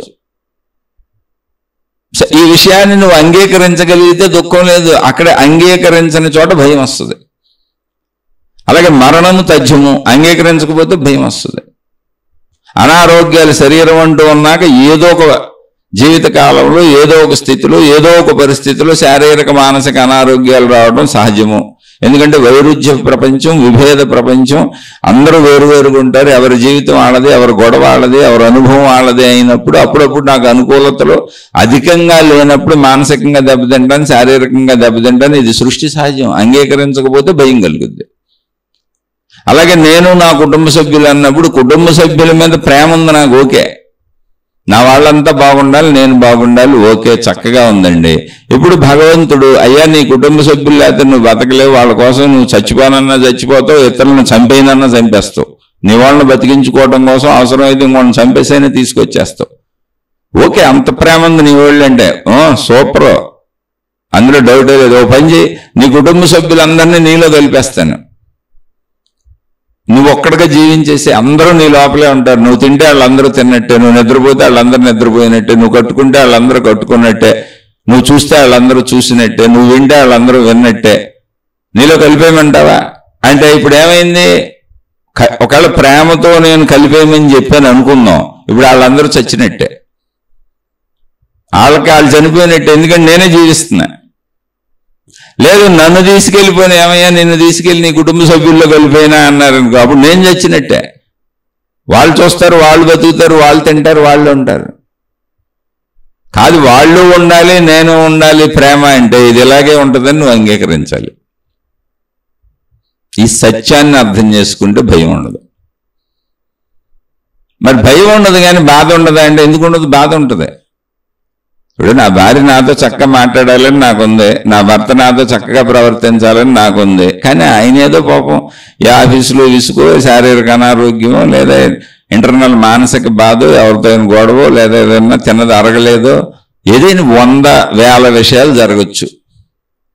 దానివల్ల నాతో ఇప్పుడు నేను కోరుకున్న విధంగా ఆనందంగా ఆహ్లాదంగా నాతో ఉండకపోవచ్చు నా పక్క జీవిత భాగస్వామి, నా తల్లిదండ్రులు, ఇంకొకళ్ళు. అది వాళ్ళు నాకు చెప్పకపోవచ్చు, అలా తెలుస్తుంది మనసులో ఉంది. అందుకని ప్రతి విషయాన్ని కోడిగుడ్డు మీద ఏకలు పీకినట్టు, కోడిగుడ్డు మీద ఏకలు ఎందుకు ఉంటాయి, పేకలు ఎందుకు ఉంటాయి? పీకటానికి. ప్రతి విషయంలో ఏం ఉండదు పీక్కోవటానికి, నీ మనసుతో పీక్కుంటున్నావు. ఒకవేళ నిజంగా ఉన్నా వదిలి, కొన్ని చోట్ల నిజంగా ఉండొచ్చు, వాళ్ళు కావాలని చేస్తున్నారు. కావాలని చేస్తున్నప్పుడు ఇంకేముంది, ఇప్పుడు నీకు సహకరించకూడదు అనుకున్నారు వాళ్ళు. అది వృత్తి వ్యాపార ఉద్యోగాల్లో కావచ్చు, లేదా ఇంట్లోనే కావచ్చు, అది ద్వేషంతోనే అయి ఉండొచ్చు నిజంగా. అప్పుడు కూడా నువ్వు చేయగలిగింది ఏం లేదుగా. వదిలేయటం నేర్చుకో, దాన్ని అంగీకరించడం నేర్చుకో. లేదా ఊహించుకొని నాతో సరిగ్గా ఉండలేదని కోడిగుడ్డు మీద ఏకలు పీకటం మాని ఎక్కడికక్కడ అంగీకరించడం నేర్చుకో. ఇది ఇంతే, ఇది ఇలాగే ఉంటుంది. అది వ్యతిరేకత అయినా ఇది ఇంతే, ఇది ఇలాగే ఉంటుంది. అది అనుకూలత అయినా ఇది ఇంతే, ఇలాగే ఉంటుంది. వాళ్ళు కావాలని చేస్తున్నా ఇది ఇంతే, ఇలాగే ఉంటుంది. కాదు, వాళ్ళు కావాలని చేయకుండా నేను అతిగా ఊహించుకుంటున్నా ఇది ఇంతే, ఇలాగే ఉంటుంది. సృష్టి తీరింతే. కాదండి నేను భరించలేనంత ప్రేమండి నాకు, అసలు నేను విడిచి ఉండలేనండే, అమర ప్రేమికుడినండే నేను, నా పిల్లల కోసం చచ్చిపోతాను, నా తల్లిదండ్రుల కోసం చచ్చిపోతాను, నా జీవిత భాగస్వామి కోసం చచ్చిపోతాను, నేను సామాన్యుడిని కాదు నమ్మిన బంటునండే, శ్రీరామచంద్రుడికి హనుమంతుడు ఎలాంటివాడు అలాంటివాడినండి నేను, నా యజమాని కోసం చచ్చిపోతాను, ఇలా నమ్మిన బంటులా ఉంటానండి అంటే, ఓసారి నీ చుట్టూ ఉన్న వాళ్ళని అడుగు, వాళ్ళని నీలో కలిపేయమంటారో నేను నాన్నలో కలిపేయమంటారో, భగవంతుడు కలిపేస్తాడు. అప్పుడు ఎవరు మిగులుతారు? ఒకళ్ళే మిగులుతారు. ముందు అడుగు, నువ్వు నమ్మిన బంటువు కదా, నీ యజమాని నీలో కలిపేసుకుంటావా? అప్పుడు నువ్వే జీవిస్తావు, బంటే జీవిస్తాడు, యజమాని ఉండడు, చచ్చిపోయినట్టే. చచ్చిపోకల్లా కలిపేయటం ఏంటి? అంతేగా, లేకుండా పోవటం. నువ్వైపోతున్నారు మొత్తం వాళ్ళు. అప్పుడు వాళ్ళ ఎంటిటీ ఎక్కడ ఉంటుంది? వాళ్ళ ఎగ్జిస్టెన్సే ఉండదుగా. వాళ్ళ ఎగ్జిస్టెన్స్ లేకపోతే వాళ్ళకి బతికినట్టు ఉండదుగా. లేదు నిన్ను తీసుకెళ్ళి నీ యజమానిలో కలిపేశారనుకో, ఎలా? అలా మీరు ఎక్కడైనా ఊహించుకోండి ఒకసారి. ఘర్షణ ఎందుకు వస్తుందంటే నీ భార్య ఎగ్జిస్టెన్స్లోకి నువ్వు వెళ్తున్నావు. ఆవిడేదో ఆవిడ ఇష్ట ప్రకారం జీవించి, ఆవిడేదో ఈ కూర ఉండో, ఇది చేసో, ఇది కట్టుకోనో, ఇలా పడుకోనో, ఇలా లేచో, ఇలా ఉండో, ఆవిడ ఇష్ట ప్రకారం ఆవిడకి అనిపించిన ప్రకారం ఆవిడ ఉంటుందండి. నువ్వు అలా ఉండకూడదు, ఇలా ఉండాలి, ఇలా చేయకూడదు, అలా చేయాలి, ఇలా నాకు నచ్చినట్టు ఉండాలి అంటే అందరికీ వర్తిస్తుంది. ఒక ఉదాహరణ చెప్పగలను నేను, అందుకని ఒకటి చదువుతున్నా. భార్యలకు చెప్పాను, భర్తలకు చెప్పానని కాదు, విషయాన్ని అర్థం చేసుకో. ఇలా ఏ చిన్న విషయంలోనా లేదా ఏ పెద్ద విషయంలోనైనా నువ్వు అలా ఉండొద్దు, ఇలా ఉండని నేను చెబుతున్నప్పుడు అది నా భావన కదా.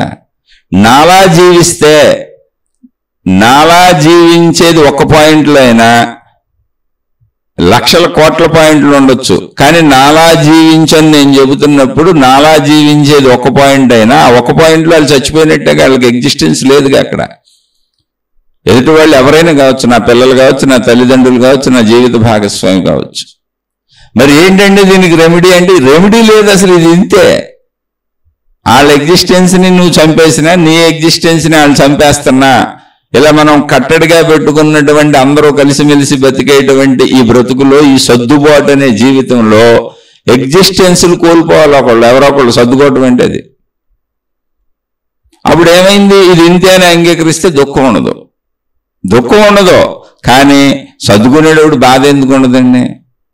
ఇప్పుడు నా వాళ్ళ కోసం, ఏదో నా భార్య పిల్లల కోసం ఓ బీప్ బస్తా కొనుక్కొచ్చి 25 కిలోలు బీప్ బస్తా ప్రేమతోనే, నా వాళ్ళ మీద ప్రేమతోనే మేము తినడం కోసమే. ఆ 25 కిలోల్లో నేను తినేది కూడా ఉంది, నా తల్లిదండ్రులు తినేది ఉంది, నా పిల్లలు తినేది ఉంది, నా జీవిత భాగస్వామి తినేది ఉంది.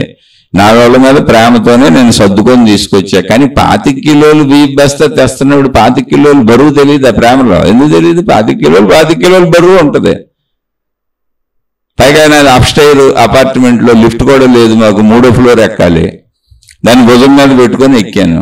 ఎందుకులే ఒక 10 రూపాయలు 20 రూపాయలు ఇస్తే కింద ఆడు పెడతాడు లిఫ్టోడు. ఇప్పుడు 20 రూపాయలు పోగొట్టుకోవడం ఎందుకని? లిఫ్ట్ కాదు, వాచ్మెన్, ఏదో కూలీ అనుకోండి. ఆ 20 రూపాయలు పోగొట్టుకోవడం ఎందుకని నేనే మోసుకెళ్ళా. మరి ఆ బరువు ఎందుకు తెలియదు? ప్రేమతో మోసినా బరువేగా. అలాగే ప్రేమతో సర్దుకున్నా, అంగీకరించి సర్దుకున్నా, ఎలా సర్దుకున్నా బాధ తెలుస్తుంది. కానీ విషయం ఇంతే, ఇది ఇలాగే ఉంటుంది.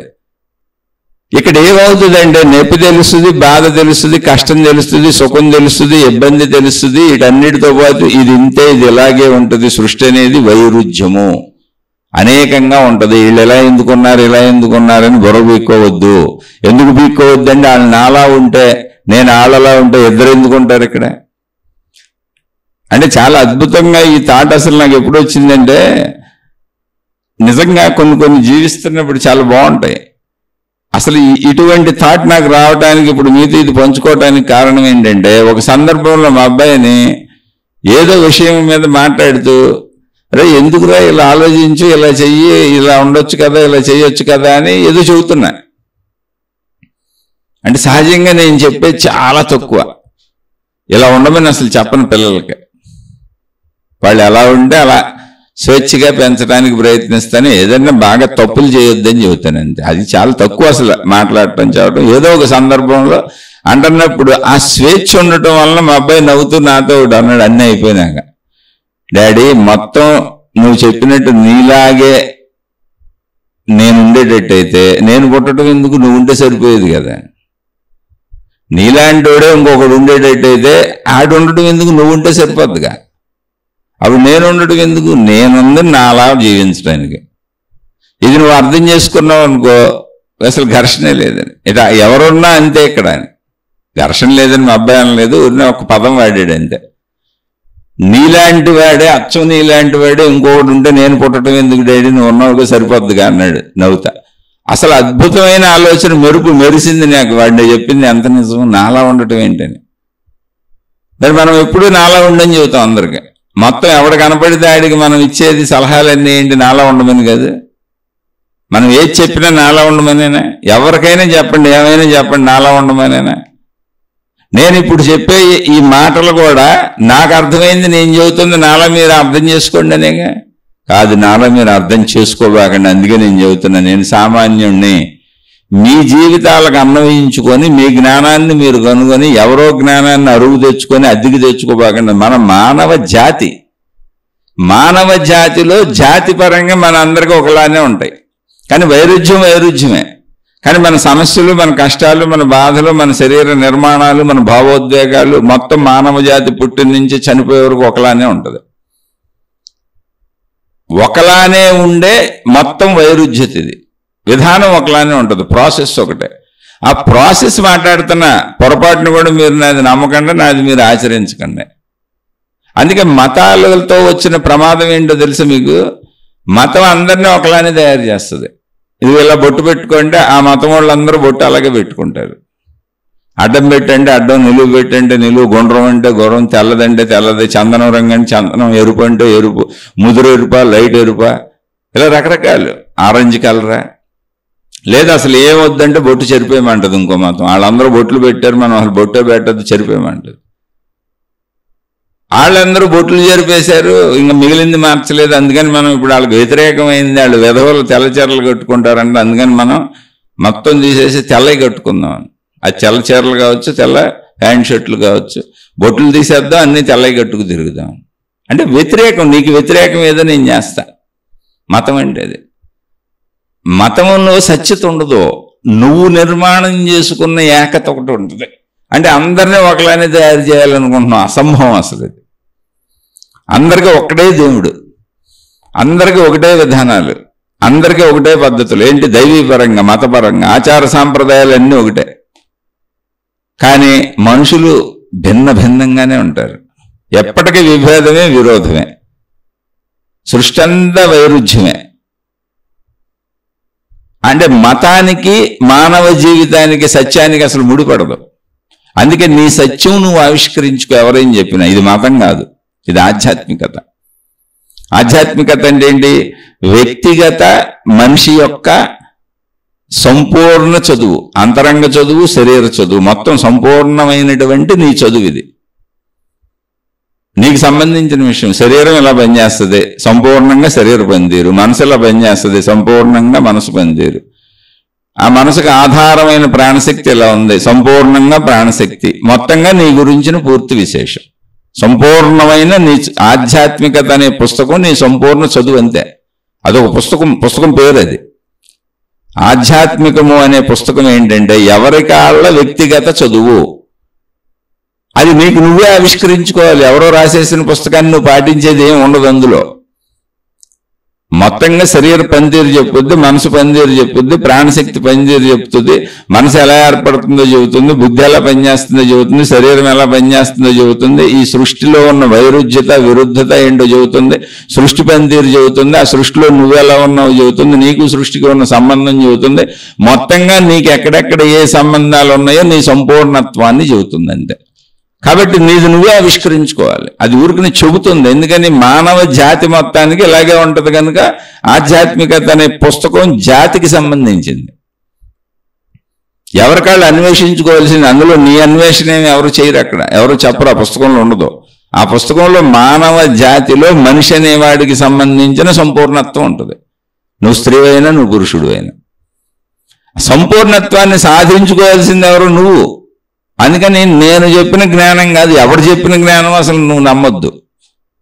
ఎందుకని? నా జ్ఞానం నీ జ్ఞానం కాదు, నీ జ్ఞానం నా జ్ఞానం కాదు. ఎవరి జ్ఞానం వాళ్ళు? భార్యాభర్తలే ఒకళ్ళు ఇంట్లో కలిసి పడుకుంటూ, ఒకే మంచం మీద పడుకుంటూ, శారీరక కలయికలతో కలుస్తూ పిల్లల్ని కానీ, నా పిల్లలని వాళ్ళ శరీరంలోంచే పుట్టుకొచ్చిన వాళ్ళ పిల్లల్ని పెంచుకుంటూ, వీళ్ళు మళ్ళీ వాళ్ళ తల్లిదండ్రుల శరీరాల్లోంచే వచ్చిన వీళ్ళు పిల్లలై పెరిగి అందరితోనూ విభేదంతో, విరోధంతో జీవిస్తున్నారు. ఇది సృష్టి ధర్మం. ఎందుకని అంటే మళ్ళీ చెప్పా, నేను జీవించినట్టు ఉండాలి అంటే నేను అని నాకు అనిపించాలి. నేను చూసినట్టు అనిపించాలి అంటే నా కళ్ళతో నేను చూడాలి. నేను విన్నట్టు అనిపించాలి అంటే నా చెవులతో నేను వినాలి. నేను తిన్నట్టు అనిపించాలి అంటే నా నాలుగుతో నేను రుచి చూసి, నా పళ్ళతో నేను నవిలి, నేను మింగి నా ఆకలి తీర్చుకుంటే నాకు అనిపిస్తుంది. నేను అనుభవించినట్టు అనిపించాలంటే నా శరీరంతో, నా శరీర అవయవాలతో నేను నా కామ కోరికలు తీర్చుకుంటే నాకు అనుభవించినట్టు అనిపిస్తుంది. ఏ విషయమైనా అంతే. మరి మేము అందరం ప్రేమించుకుంటున్నామండి, ఒకళ్ళనొకళ్ళు ప్రేమించుకుంటున్నామండి, నువ్వు నేను చెప్పినట్టు అని ఒకళ్ళ మీద ఒకళ్ళు పెత్తనం చేస్తుంటే అది దారుణ మారణకాండ, అత్యాచారమే అవుద్ది. ఒక మనిషి రేప్ చేయటం ఎలాంటిదో, అంటే ఇష్టం లేనటువంటి స్త్రీని ఎత్తుకుపోయి రేప్ చేశారని రేప్ కేసులు వస్తూ ఉంటాయి. సామూహిక అత్యాచారాలని, లేదా సింగిల్ గాని, లేదా నన్ను నమ్మించి మోసం చేశాడు, ఇన్నేళ్ల పాటు తిప్పుకున్నాడు, ఇప్పుడు వదిలేసాడని, ఇలా రకరకాలుగా వస్తూ ఉంటాయి. న్యూస్లో వింటూ ఉంటాం, వస్తాయి. అలాంటి అత్యాచారములు ఎలాంటియో ఒక విషయంలో, ఒక ఆలోచనలో, ఒక తిండిలో, ఒక బట్టలో, ఒక కట్టుకునే విధానంలో, ఒక జీవిత ప్లానింగ్లో, ఏ విషయంలో అయినా నువ్వు నాలా ఉండనేది అత్యాచారమే. ఖచ్చితంగా అత్యాచారమే. మీరు దీన్ని అంగీకరించకపోతే మీ బుర్ర బద్దలైపోద్ది, అంగీకరించిన మీ బుర్ర బద్దలైపోద్ది. అది ఇక్కడ విషయం. ఎందుకో తెలిసి అంగీకరించామనుకోండి ఇప్పటి నుంచి ఆగిపోవాలి, ఎవరికేం చెప్పకూడదు. నా జీవితం నేను జీవించాలో, వాళ్ళ జీవితం వాళ్ళు జీవిస్తూ ఉంటారు, చూస్తుండాలి. ఎలా కుదురుతుంది అని రమణ మహర్షిని అడగండి, కుదిరింది ఆయనకి. అలా చూస్తూ ఉన్నారు అంతే. ఏమంటే ఆయన పెళ్లి చేసుకోలేదు అందుకని కుదిరింది, పెళ్లి చేసుకుంటే ఎలా కుదురుద్దండి అని మీరు అనొచ్చు. బోళ్ళు మంది చేతకాని భర్తలను చూశాను నేను. ఏమి లేదు, ఇలా వెళ్తాం రావడం, వచ్చి ఇంట్లో కూర్చుంటారు అంతే. భార్యకి ఏం చెప్పరు, భర్త పిల్లలకి ఏం చెప్పరు, అలా కూర్చొని టీవీలు చూసుకుంటా ఉంటే, భార్య కయ్యో బొయ్యో అంటా ఉంటే ఆయన చెప్పినవన్నీ ఈయన పాటిస్తూ ఉంటాడు. ఈయన అసలు ఏమి చెప్పడు. బోళ్ళు మందిని చూశాను. అలా చాలా మంది భార్యలను కూడా చూశాను. వీళ్ళందరూ జీవన్ముక్తులేం కాదు, అలా కూర్చుంటానికి అలవాటు పడిపోయారు. మరి ఆ వ్యక్తిత్వం ఏంటో తెలియదు. ఇప్పుడు సత్యాన్ని అంగీకరించి ఒక మనిషిని అంటే ఒక స్త్రీని ఆవిడకి ఇష్టం లేకుండా ఆవిడ్ని ఎత్తుకుపోయి మానభంగం చేయటం, సామూహిక అత్యాచారం చేయటం ఎలాంటిదో ఒక ఇంట్లో ఉన్న కుటుంబ సభ్యులు కానీ బంధుమిత్రులు కానీ అందరూ ఒక సమూహం అయిపోయి ఒక మనిషిని ఇలా ఉండొచ్చు కదా, ఇలా ఉండొచ్చు కదా, ఇలా ఉండొచ్చు కదా అని పదే పదే అనడం అత్యాచారమే. ఆలోచన అత్యాచారం. అది ఆలోచన అత్యాచారం, సామూహిక అత్యాచారమే జరుగుతుంది. అనేక మంది చెబితే ఒకళ్ళే చెబితే నమ్మించి మోసం చేశాడు, తిప్పుకున్నాడు, అమ్మడబెట్టి తిప్పుకున్నాడు, అత్యాచారం చేశాడు అంటారు. అది కూడా అత్యాచారమే. ఇప్పుడు శారీరక కోరిక ఒకటే అత్యాచారమే. ఆలోచన చంపేయటం అత్యాచారం కదా. నాకు నచ్చినట్టే ఉండి నీ ఇష్టం ప్రకటించబడకూడదంటాం అత్యాచారం కదా. ఎందుకు కాదు? చాలా మంది తల్లిదండ్రులు వాళ్ళ పిల్లల మీద నిరంతరం అత్యాచారాలే చేస్తూ ఉంటారు. అంటే నేను చెబుతుంది మానభంగాలు కాదండి, నన్ను తిట్టబాకండి, నాకు పిల్లలు ఉన్నారు, నేను అలాంటి మాటలు పొరపాటును కూడా మాట్లాడను. అత్యాచారము అన్నప్పుడు ఉదాహరణ చెబుతున్నా. దేన్ని అత్యాచారం అంటున్నారు మీరు? వాళ్ళ ఆలోచన చంపేయటం. నాకు నచ్చినట్టే నువ్వు ఉండు, నేను డాక్టర్ చదవలేకపోయా నువ్వు చదువు, నేను ఇంజనీర్ చదవలేకపోయా నువ్వు చదువు, నేను కలెక్టర్ అవ్వలేకపోయా నువ్వు అవ్వు, నాకు మ్యాథ్స్ అంటే చాలా ఇష్టం, పెద్ద ప్రొఫెసర్ అయిపోదాం అనుకున్నా, నువ్వు మ్యాథ్స్లో రంగంలో ముందుకెళ్ళిపో, నువ్వు సైన్స్లో ముందుకెళ్ళిపో అంటే బోల్డ్ మంది పిల్లలు చెబుతారు అసలు నాకు రాదు, నాకు ఇది ఇష్టం ఉండదు, మా నాన్న అమ్మ ఈ చదవమంటారు, నేను చచ్చిపోతున్నాను, నాకు ఇష్టమైంది చదవద్దు అంటున్నారు, నాకు ఇష్టమైంది ఆడొద్దు అంటున్నారు, నాకు ఇష్టమైంది తినొద్దు అంటున్నారు, నాకు ఇష్టమైంది కట్టుకోవద్దు అంటున్నారు, వాళ్ళు చెప్పినట్టు వినమంటున్నారని ఇవన్నీ అత్యాచారాలు కదా. అయితే వాళ్ళ పిల్లల కనుక నీ అత్యాచారాలు సాగుతున్నాయి, వాళ్ళు పెద్దోళ్ళు అయినాక నీ మీద అత్యాచారాలు చేస్తారు. అదే వృద్ధాప్యంలో తల్లిదండ్రులను వదిలేయటం, లేదా నేను ఇష్టం వచ్చినట్టు ఏడవండి అని వీళ్ళకి ఇష్టం వచ్చినట్టు వీళ్ళు జీవిస్తూ తల్లిదండ్రుల మాటలు పెడచెవిని పెట్టి తల్లిదండ్రుల్ని బెదిరించి బతికే పిల్లలు బోల్డ్ మంది ఉన్నారు. అలా యజమానులు పనివాళ్ళు యజమానులు నడిపించడం, యజమానులు పనివాళ్ళని నడిపించడం అత్యాచారాలే. అసలు ఒక చిన్న ఆలోచనని మీకు మీరే ఆలోచించండి. ఒక చిన్న ఆలోచనను ఖండించి నువ్వు నాకు నచ్చినట్టు ఉండు, నేను చెప్పినట్టు చెయ్యి, నువ్వు ఇలా లేవు కాబట్టి నేను ఏడుస్తున్నా, నువ్వు ఇలా లేవు కాబట్టి నేను బాధపడుతున్నా, నువ్వు ఇలా లేవు కాబట్టి నేను దుఃఖపడుతున్నా అనేది అత్యాచారమే కదండి. ఓకే పో, నేను అంగీకరించాను, ఇప్పుడు ఏం చేయాలి? ఈ సత్యం అర్థమైందండి. అర్థమైన ప్రాబ్లమే, అర్థం కాకపోయినా ప్రాబ్లమే. అర్థం కాకపోతేనేమో నిరంతరం అత్యాచారాలకి గురవుతూ అత్యాచారాలు చేస్తూ బతుకుతాం. అవే సుఖదుఖాలు. ఎప్పుడు నాది ఎదుటివాడి దగ్గర సాగిందనుకోండి నాకు సుఖం, సాగలేదనుకోండి దుఃఖం. ఎదుటివాడిది నా మీద సాగిందనుకోండి వాడికి సుఖం, నాకు దుఃఖం. అప్పుడప్పుడు ఇద్దరే కలుస్తాయి. ఎప్పుడన్నా ఒక 10% అని చెప్పాక అప్పుడు ఇద్దరు సుఖంగా ఉంటారు, హాయిగా ఉంటారు.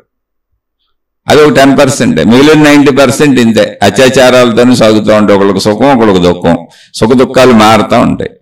ఇప్పుడు దీన్ని అంగీకరించి ఇది ఇలాగే ఉంటుంది అంటే నేనేం చేయాలి? రేపటి నుంచి మౌనంగా ఉండాలి కదా. మౌనంగా ఉండగలవా?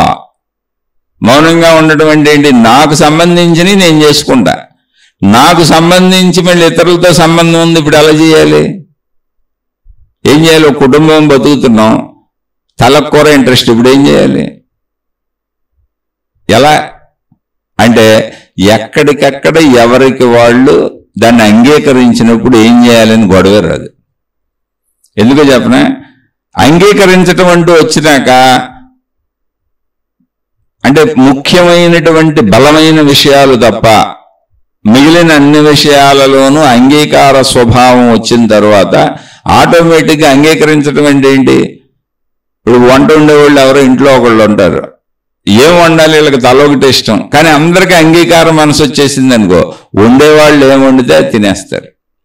వండేవాళ్ళు ఏం చేస్తారు? అంగీకరించే మనసు వచ్చింది అనుకో, రోజుకొకళ్ళకి నచ్చినవి వండుతూ ఉంటారు.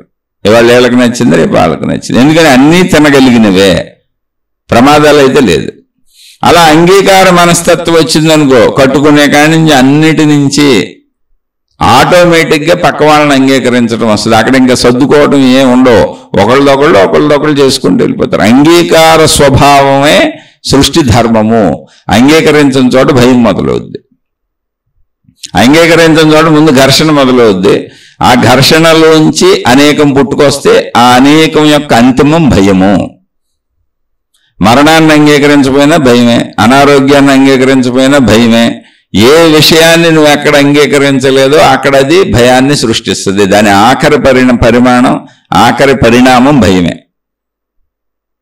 ఎందుకని ఈ నిజాలైనప్పుడు అంగీకరించాలిగా. మరణం నిజం, అంగీకరించి అయిపోయింది, సింపుల్ అంతే. లేదండి 100 ఏళ్ళు అన్నారు కదండి, నేను అంగీకరించలేనండి, నాకు 99 ఏళ్ళు వచ్చినా కొంచెం అంగీకరించగలుగుతానేమో, కానీ ఈ లోపల అంగీకరించలేనంటే ఇంక నువ్వు అంతే ఏడుస్తూ కూర్చోవడం, అదే దుఃఖము. అందుకని ఎవరినైనా అసలు నువ్వు ఇలా ఎందుకున్నావు అనకండి. నేను ఇలా ఎందుకుంటున్నానని మిమ్మల్ని మీరు కూడా అనుకోకండి, సైకలాజికల్ పేషెంట్లు అయిపోతారు. ఇది ఇంతే. వాళ్ళ నుంచి ఎక్స్పెక్ట్ చేయకండి. మీకున్న పరిస్థితులను కూడా మీరు ఏదో జరిగిపోవాలని ఎక్స్పెక్ట్ చేయకండి. చక్కగా జరుగుతున్న దాన్ని అంగీకరిస్తూ ఉంటే మొత్తం హాయిగా వెళ్ళిపోతూ ఉంటుంది. ఎందుకని హాయిగా ఎందుకు వెళ్తుందో చెప్పినా, అందరూ మనుషులే, అందరికీ జ్ఞానం ఉంది, అందరికీ బుద్ధి పనిచేస్తుంది, అందరికీ తెలివి ఉంది. ఇప్పుడు రోడ్డు మీదండి కోట్ల వాహనాలు తిరుగుతున్నాయండి, ఆకాశంలో కోట్ల విమానాలు ఎగురుతున్నాయండి ప్రపంచవ్యాప్తంగా, రైళ్లు కోటాను కోట్లు తిరుగుతున్నాయండి ప్రపంచవ్యాప్తంగా. వాహనాలు అయితే అసలు చెప్పక్కర్లేదండి, సైకిళ్ళు, మోటార్ సైకిళ్ళు, కార్లు, బస్సులు, అబ్బబ్బబ్బబ్బా కోటాను కోట్ల వాహనాలు తిరుగుతున్నాయండి. ఇందులో ఏమంటే యాక్సిడెంట్లు అవుతున్నాయి కదా అని నేను కూడా ఒప్పుకుంటా. అజాగ్రత్తలో పొరపాటులో ఎక్కడో ఒక 1% ప్రపంచవ్యాప్తంగా యాక్సిడెంట్లు అవుతున్నాయి తప్ప 99% హాయిగా, ఆనందంగా, స్వేచ్ఛగా, సంపూర్ణంగా అన్ని దేశాలు కలిసిపోయి విశ్వ కుటుంబంగా బతుకుతున్నాయి. అందరికీ బుద్ధి ఉంది, మేధస్సు ఉంది. అంగీకరించడం మొదలైతే ఇలాగే ఉంటుంది. ఇన్ని కూలిపోవట్లేదు కదా, విమానాలు అన్ని కూలిపోవట్లేదు కదా, రైళ్లన్నీ పడిపోవట్లేదు కదా, బస్సులన్నీ యాక్సిడెంట్ రావట్లేదు కదా, వాహనాలన్నీ యాక్సిడెంట్ రావట్లేదు. ఎందుకు అవట్లేదు? మేధస్సు. అందరికీ ఎరుకుంది, బుద్ధి ఉంది, తెలివి ఉంది, ప్రజ్ఞ ఉంది. ఎవరి దారిలో వాళ్ళు, ఎవరి పద్ధతిలో వాళ్ళు నియంత్రణలో వెళ్ళిపోతున్నారు, అంగీకరించుకున్నారు. తెలియకుండానే మనం ఏర్పరుచుకున్న నియమావళి, రోడ్డుకి ఎడమ సైడ్ వెళ్ళాలి, క్రాస్ చేస్తే కుడి సైడ్ నుంచి వెళ్ళాలి. ఎవడో అది తెలియక అంగీకరించినోడి వలన ఎక్కడన్నా ఘర్షణ వస్తుంది. వాళ్ళు 1%, అవి కూడా పొరపాట్లు. మొత్తం మనం పెట్టుకున్న నియమావళి అంతా ఏంటి? అంగీకారము. అందుకే సృష్టి నడుస్తుంది. అన్ని విమానాలు ఎగురుతున్నాయి, అన్ని రైళ్లు తిరుగుతున్నాయి, అన్ని వాహనాలు నడుస్తున్నాయి. వీటిని తీసుకోండి, దృష్టిలో పెట్టుకోండి. మనుషుల్ని కాదు, కుటుంబాన్ని కాదు. రోడ్డు మీదకి వెళ్తే ఎంతమంది ఉన్నారు? పాదచారులు ఉన్నారు, సైకిళ్ళు వేసుకెళ్ళే వాళ్ళు ఉన్నారు, వాహనాల వాళ్ళు ఉన్నారు, కార్ల వాళ్ళు ఉన్నారు, బస్సుల వాళ్ళు ఉన్నారు, లారీల వాళ్ళు ఉన్నారు, ఎన్ని రకాలు ఉన్నారు చూడండి. మెయిన్ రోడ్లోకి వెళ్ళండి ఒకసారి, మెయిన్ రోడ్లో నుంచోండి చాలు. ఎక్కడ ఎవరో ప్రమాదం తెచ్చుకోవట్లేదు, ఎవరినెవరు గుద్దేసుకోవట్లేదు. ఒక రోజు ఒక మెయిన్ రోడ్లో లక్షల మంది నడుస్తారు. అలా లక్షల మంది, కోట్ల మంది అనేక ఊళ్ళల్లో, అనేక గ్రామాలలో ప్రపంచవ్యాప్తంగా రోజు తిరుగుతూ నడుస్తూ పనులు చేసుకుంటూనే ఉన్నారు, వృత్తి వ్యాపారాలు చేసుకుంటూనే ఉన్నారు, బతుకుతూనే ఉన్నారు. ఇందులో ఎక్కడో 1% మాత్రమే పొరపాట్లు, తప్పులు, అంగీకరించకపోవడాలు ఉంటాయి. మిగిలినన్ని కాలం చక్కగా నియమించుకున్న నియమావళిలో సాగుతున్నారు కనుక, నియమావళి ఏంటంటే అంగీకరించడం. అన్ని చక్కగా నడిచిపోతున్నాయి. అవి నడవని చోట, అంగీకారం లేని చోట ఘర్షణలు వస్తున్నాయి. అది 1% ఉండొచ్చు, లేదని నేను అంటలే, కానీ 99% హాయిగా ఎందుకు నడుస్తుందంటే ఆ ప్రజ్ఞ ఉంది. ట్రాఫిక్లో ఎవరో నడుచుకుంటే వెళ్ళి ఆన్లైన్లో గుద్దేసుకోవట్లా, తప్పుకుంటున్నారు. ఒక హోటల్కి వెళ్ళామంటే అక్కడ బోల్డ్ మంది కూర్చొని ఉంటారు. సీట్లు నిండిపోతే సంస్కారంగా బయట వెయిట్ చేస్తాం. చక్కగా వాళ్ళు తినేసినాక మళ్ళీ వెళ్ళి కూర్చుంటాం. సీట్లు ఉన్నాయంటే మన సీట్లలో మనం కూర్చొని ఆనందంగా తిని వచ్చేస్తాం. అసలు ఎక్కడ ఎవరున్నారో మనకు అనవసరం. అది మనం తినేసి మన బిల్లు కట్టి వచ్చేస్తాం. ఇవన్నీ అంగీకారాలు. అనేక వృత్తి వ్యాపార ఉద్యోగాలన్నీ అలాగే సాగుతూ ఉంటాయి. మొత్తం ప్రపంచవ్యాప్తంగా అన్ని అంగీకార వ్యవస్థలు ఉన్నాయి. బస్సులో నా సీట్లో నేను కూర్చుంటాను, టికెట్ కొనుక్కొని, విమానంలో నా సీట్లో నేను కూర్చుంటాను, టికెట్ కొనుక్కొని, రైల్లో నా సీట్లో నేను కూర్చుంటా, టికెట్ కొనుక్కొని. అంగీకరించడం కష్టం అనుకోబాకండి, ఆల్రెడీ అంగీకార వ్యవస్థలోనే నడుస్తుంది. కానీ మనుషులకు వచ్చేటప్పటికి, కుటుంబ సభ్యులకు వచ్చేటప్పటికి, శారీరక ధర్మాలకు వచ్చేటప్పటికి అంగీకార స్వభావాన్ని వదిలేస్తున్నాం మనం. విశ్వవ్యాప్తంగా విమానాల్లో, రైళ్లల్లో, బస్సుల్లో, వృత్తి వ్యాపార ఉద్యోగాల్లో, రోడ్ల మీద, బయట మొత్తం అంగీకరిస్తున్నాం. అక్కడ రూల్స్ని పాటిస్తున్నాం. పాటించడం అంటే అంగీకరించడమే. అక్కడ ఎలా ఉండాలో అలాగే ఉంటున్నాం. రోడ్ల మీద లక్షల మంది నడిచి వెళ్తుంటారు, వాహనదారులు వెళ్తుంటారు. ఎవరిని గుద్దేసుకోరు, కొట్టేసుకోరు. అందరూ చక్కగా తప్పుకొని వెళ్ళిపోతుంటారు.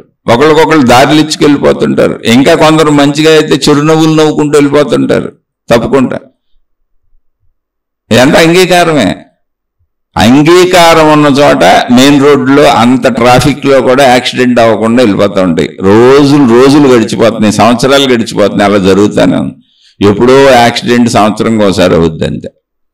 అది కూడా ఎవడో తింగిరోడు, అంగీకరించినోడు, సరిగ్గా జాగ్రత్త లేనోడు వలన. మిగిలిందంతా అద్భుతంగా సాగిపోతుంది. అంగీకరిస్తే మెయిన్ రోడ్లు ఎలా ఉన్నాయో, విమానాలు ఎలా ఎగురుతున్నాయో, బస్సులు ఎలా తిరుగుతున్నాయో, రైళ్లు ఎలా తిరుగుతున్నాయో, వాహనాలన్నీ ఎలా తిరుగుతున్నాయో, మీ జీవితం కూడా అలాగే ఉంటుంది, శుభ్రంగా ఉంటుంది. ఎక్కడ యాక్సిడెంట్లు అవ్వవు. అంగీకరిస్తే యాక్సిడెంట్లు అవుతాయి అనుకోబాకండి, అనిపిస్తుందట. ఇప్పుడు నేను అంగీకరించాను, నా భార్య ఆలోచనలు ఆవిడవే, నా పిల్లల ఆలోచనలు ఆళ్ళవే, నా భర్త ఆలోచనలు ఆయనవే, నా అత్తమామల ఆలోచనలు ఆళ్ళవే, నా తల్లిదండ్రుల ఆలోచనలు ఏళ్ళవే, ఇలా అందరూ ఎవరి ఆలోచనలు ఆళ్ళయే కదా. మరి ఇప్పుడు అందరూ వేరు కదా. నేను అంగీకరించాను, ఇప్పుడు ఏం చేయాలి? ఏమి చేయక్కర్లేదు, అద్భుతంగా ఉండదు. అంగీకరిస్తే ఇప్పుడు వాళ్ళలో తప్పులే కనపడవు. నువ్వు అసలు అంగీకరించినప్పుడు వాళ్ళు ఒకరు ఎత్తుకుతావు. అంగీకరించావనుకో, అత్తమామలు టీ తాగితే టీ పెట్టివు, భర్త కాఫీ తాగితే కాఫీ పెట్టివు, పిల్లలకు బూస్ట్ కల్పిస్తే బూస్ట్ కలిపివు. ఏముంది, అన్నీ నువ్వు చేయాల్సిన పనులేగా. నువ్వు చేయాల్సిన పనులు ఇంతకుముందు నీ ఇష్ట ప్రకారం చేసి వాళ్ళని తినమని, వాళ్ళని తాగమని చంపేసేదానివి. ఇప్పుడు వాళ్ళ ఇష్ట ప్రకారం చేస్తున్నావు, అంతే. ఏం లేదు. అంగీకరిస్తే చిన్న మార్పు జరిగింది. అప్పుడు ఎప్పుడైతే వాళ్ళ ఇష్ట ప్రకారం చేస్తావో వాళ్ళు మళ్ళీ అన్ని నీ ఇష్ట ప్రకారం చేయడం మొదలు పెడతారు. అమ్మ పిల్లలకు బూస్టు, ఆయనకి కాఫీ, మాకు టీ, ఇన్ని రకాలు ఎందుకమ్మా, ఇన్ని ఎక్కడ పెడతావమ్మా తల్లి, వద్దులే అమ్మ, అబ్బాయితో పాటు మాకు కూడా కాఫీ కలిపిచ్చేసే, పర్వాలేదులే అనో. లేదా అత్తగారు వచ్చి, అమ్మ ఇన్ని ఎక్కడ చేస్తావు, నేను కూడా వస్తా ఉండి పిల్లలకి నేను పాలు కలిపిచ్చేస్తాలే, అమ్మ బూస్ట్ నేను కలిపిచ్చేస్తాలే, పిల్లలు మాతోనే ఆడుకుంటూ ఉంటారు కదా అని పిల్లలకి అత్తగారు కలిపేసి, మామగారు వచ్చి పిల్లల్ని ఆడిచ్చేసి, ఏదో ఒకటి సంథింగ్. మళ్ళీ తిరిగి వాళ్ళు నీకు సహకరించడం మొదలవుద్దండి. నేను అత్తమామలు స్త్రీలకే చెప్పాను అనుకోబాకండి, అన్ని బంధాలలోనూ అంగీకరించినప్పుడు ఏం జరుగుతుంది అంటే, ఇప్పుడు నేను ఏం చేయనని స్తబ్దత రాదు. ఇప్పుడు ఎలా అబ్బా ఏమైపోయానని అనిపించదు. అంగీకరించడం అంటే ఏంటి అంటే, రోడ్డుకి ఎడం వైపున వెళ్ళాలని అంగీకరించినప్పుడు స్తబ్దత రాలా నీకు. రోడ్డుకి ఎడం వైపున వెళ్తున్నావు అంతే. అందరూ ఎడం వైపున పోతారు, నువ్వు కూడా ఎడం వైపున వెళ్తున్నావు అంతే. రోడ్లో ఎవరైనా వాహనదారుని క్రాస్ చేసేటప్పుడు కుడివైపు నుంచి క్రాస్ చేయాలన్నారు అనుకో, కుడివైపు నుంచి క్రాస్ చేసుకుంటూ పోయి, అందులో స్తబ్దత ఎక్కడ వచ్చింది అంగీకరిస్తే. అలాగే మనుషుల దగ్గర కూడా, ఇంట్లో కూడా, భౌతిక పరిస్థితుల్లో కూడా, భౌగోళిక పరిస్థితుల్లో కూడా, వాతావరణ పరిస్థితుల్లో కూడా, జీవితంలో అన్ని చోట్ల అంగీకరిస్తే యథాతథంగా నువ్వు అలా ఉంటావు. ఏం చేయాలో ఇది చేస్తావు. మనుషులతో అయితే అంగీకారం ఉన్న చోట వాళ్ళకి ఇష్టం వచ్చినట్టు చేస్తావు. నువ్వు వాళ్ళకి ఇష్టం వచ్చినట్టు చేయటం మొదలు పెట్టగానే వాళ్ళు నీకు ఇష్టం వచ్చినట్టు చేస్తారు. ఇక అక్కడి నుంచి ఘర్షణలు ఉండవు, భయాలు పోతాయి. అంగీకరించే మనసుకు భయం ఎగిరిపోద్ది. మరణాన్ని అంగీకరించాం, ఇప్పుడు భూకంపం వస్తుందని చెప్పారు, వస్తే రానివ్వండి, మనం ఏం చేస్తాం, మనకు తెలియదుగా. భూకంపం వస్తే నేనేం చేయను?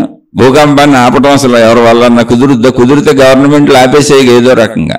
సునామీలు ఆపడం ఎవరి వలన కుదిరితే ఆపేసేయగా గవర్నమెంట్లు. అంగీకరించకపోవడం వల్ల ఎక్కువ భయభ్రాంతులకు గురైపోతున్నాం. అంటే ఇది ఎలా ఉంటుందంటే, నిజంగా జరిగింది, ఎక్కడో చూశాను కూడా, టీవీల్లో చూపించారు. ఒక పెద్ద 20-30 అంతస్తుల బిల్డింగు, 10వ ఫ్లోర్లోనో ఎక్కడో మంటలు అంటుకున్నాయి. పై ఫ్లోర్లో మనుషులు ఉన్నారు, కింద ఫ్లోర్లో మనుషులు ఉన్నారు. 10వ ఫ్లోర్ మొత్తం మంటలంటేసుకుంది. ఈ మంటలను ఆర్పేటువంటి అగ్నిమాపక దళాలు వచ్చినాయి, ఓ పొగలు వస్తున్నాయి, లిఫ్ట్లు ఉన్నాయి, అన్ని రకాల దారులు ఉన్నాయి, ప్రయత్నిస్తున్నారు, చక్కగా అందరినీ తీసుకొస్తున్నారు. కానీ కొంతమంది బాగా భయపడి కంగారు పడిపోయిన వాళ్ళు 10వ ఫ్లోర్లో మంటలను చూసి పై ఫ్లోర్లు వాళ్ళు కిటికీల్లోంచి దూకేసి, అట్నుంచి దూకి ఇటు నుంచి దూకి బొలిమని చచ్చిపోయారు. భయం ఎక్కువయ్యి చచ్చిపోయారు. భయంతో దూకేశారు, అంగీకరించలేదాన్ని, విచక్షణ పనిచేయలే. ప్రశాంతంగా విచక్షణ పనిచేసి ఎక్కడైనా ఉండండి, సహాయం దొరుకుద్దేమో, వెళ్ళొచ్చామో, ఇటువైపు అంటుకుంది కదా, అటు లిఫ్ట్లు పనిచేస్తున్నాము, ఇటు మెట్లలోంచి వెళ్ళొచ్చాము, దారులేంటి అసలు మంటలు మొత్తం వచ్చేసినాయా, ఎటు వెళ్ళొచ్చు అని వేచి చూసిన వాళ్ళు అందరూ బతికిపోయారు.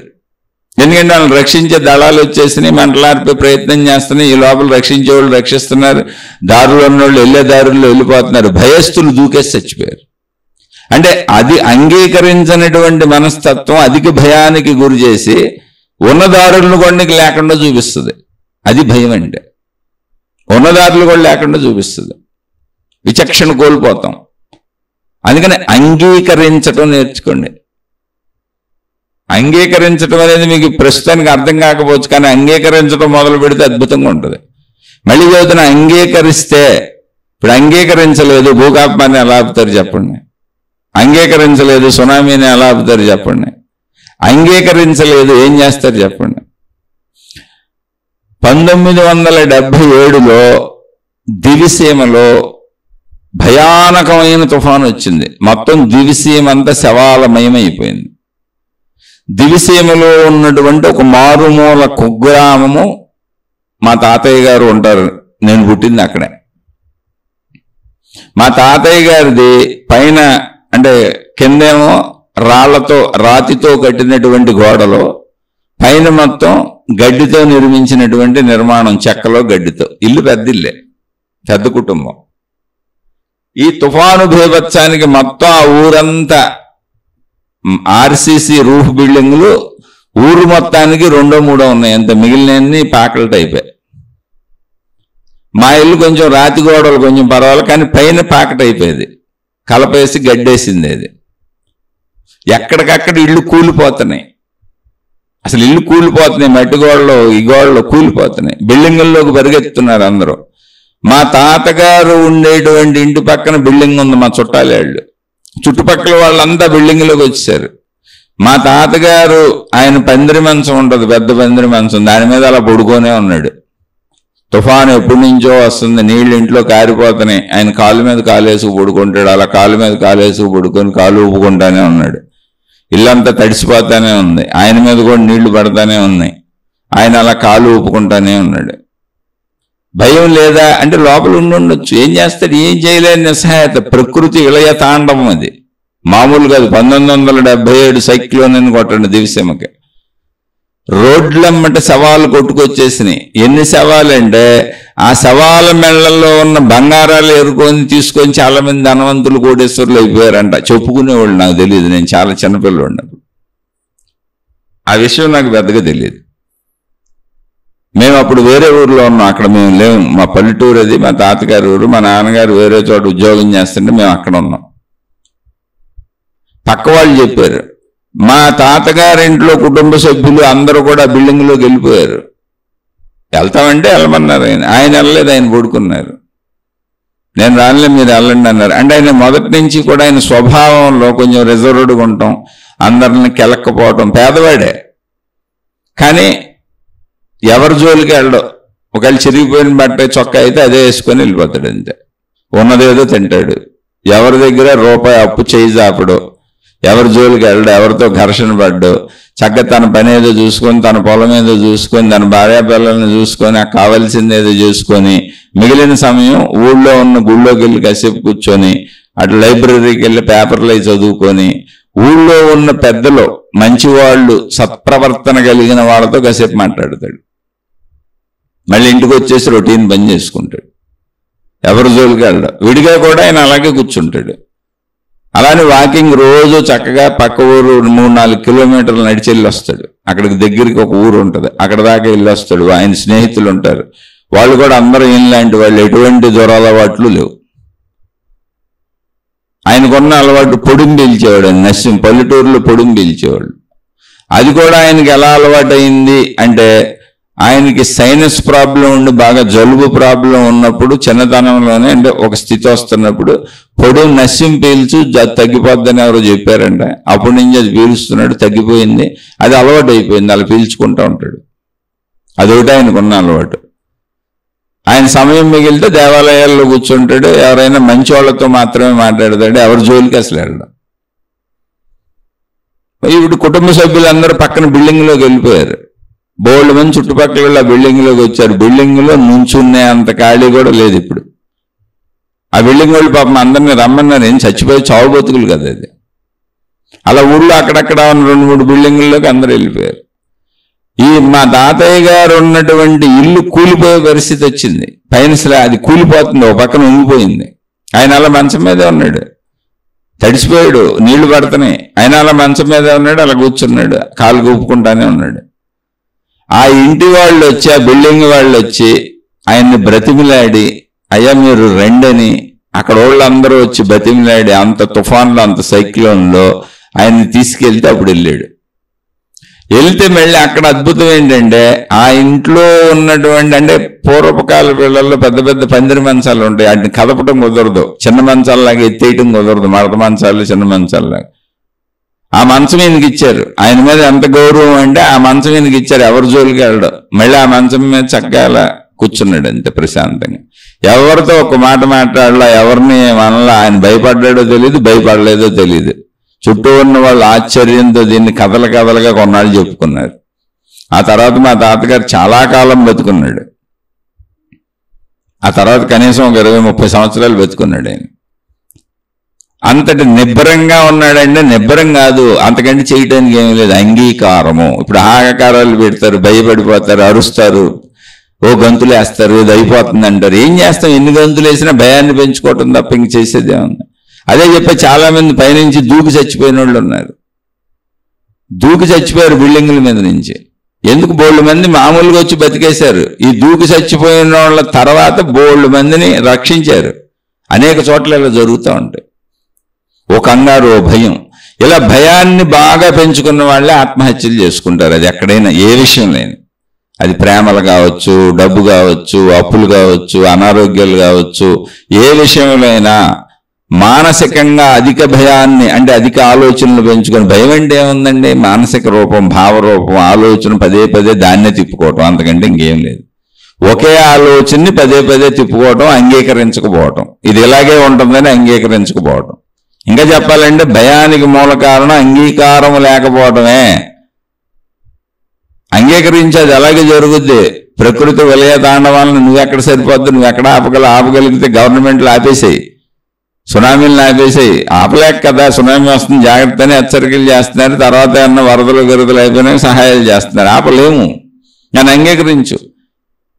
అలానే ఎన్ని ఆపినా మరణం తప్పదు, అది ఎప్పుడు వస్తుందో తెలియదు. మాతృగర్భంలోంచి 100 ఏళ్ల వరకు అది మధ్యలో ఎప్పుడైనా ప్రతి సెకను రావచ్చు, అందరికీ ప్రతి సెకండ్లోనే వస్తుంది.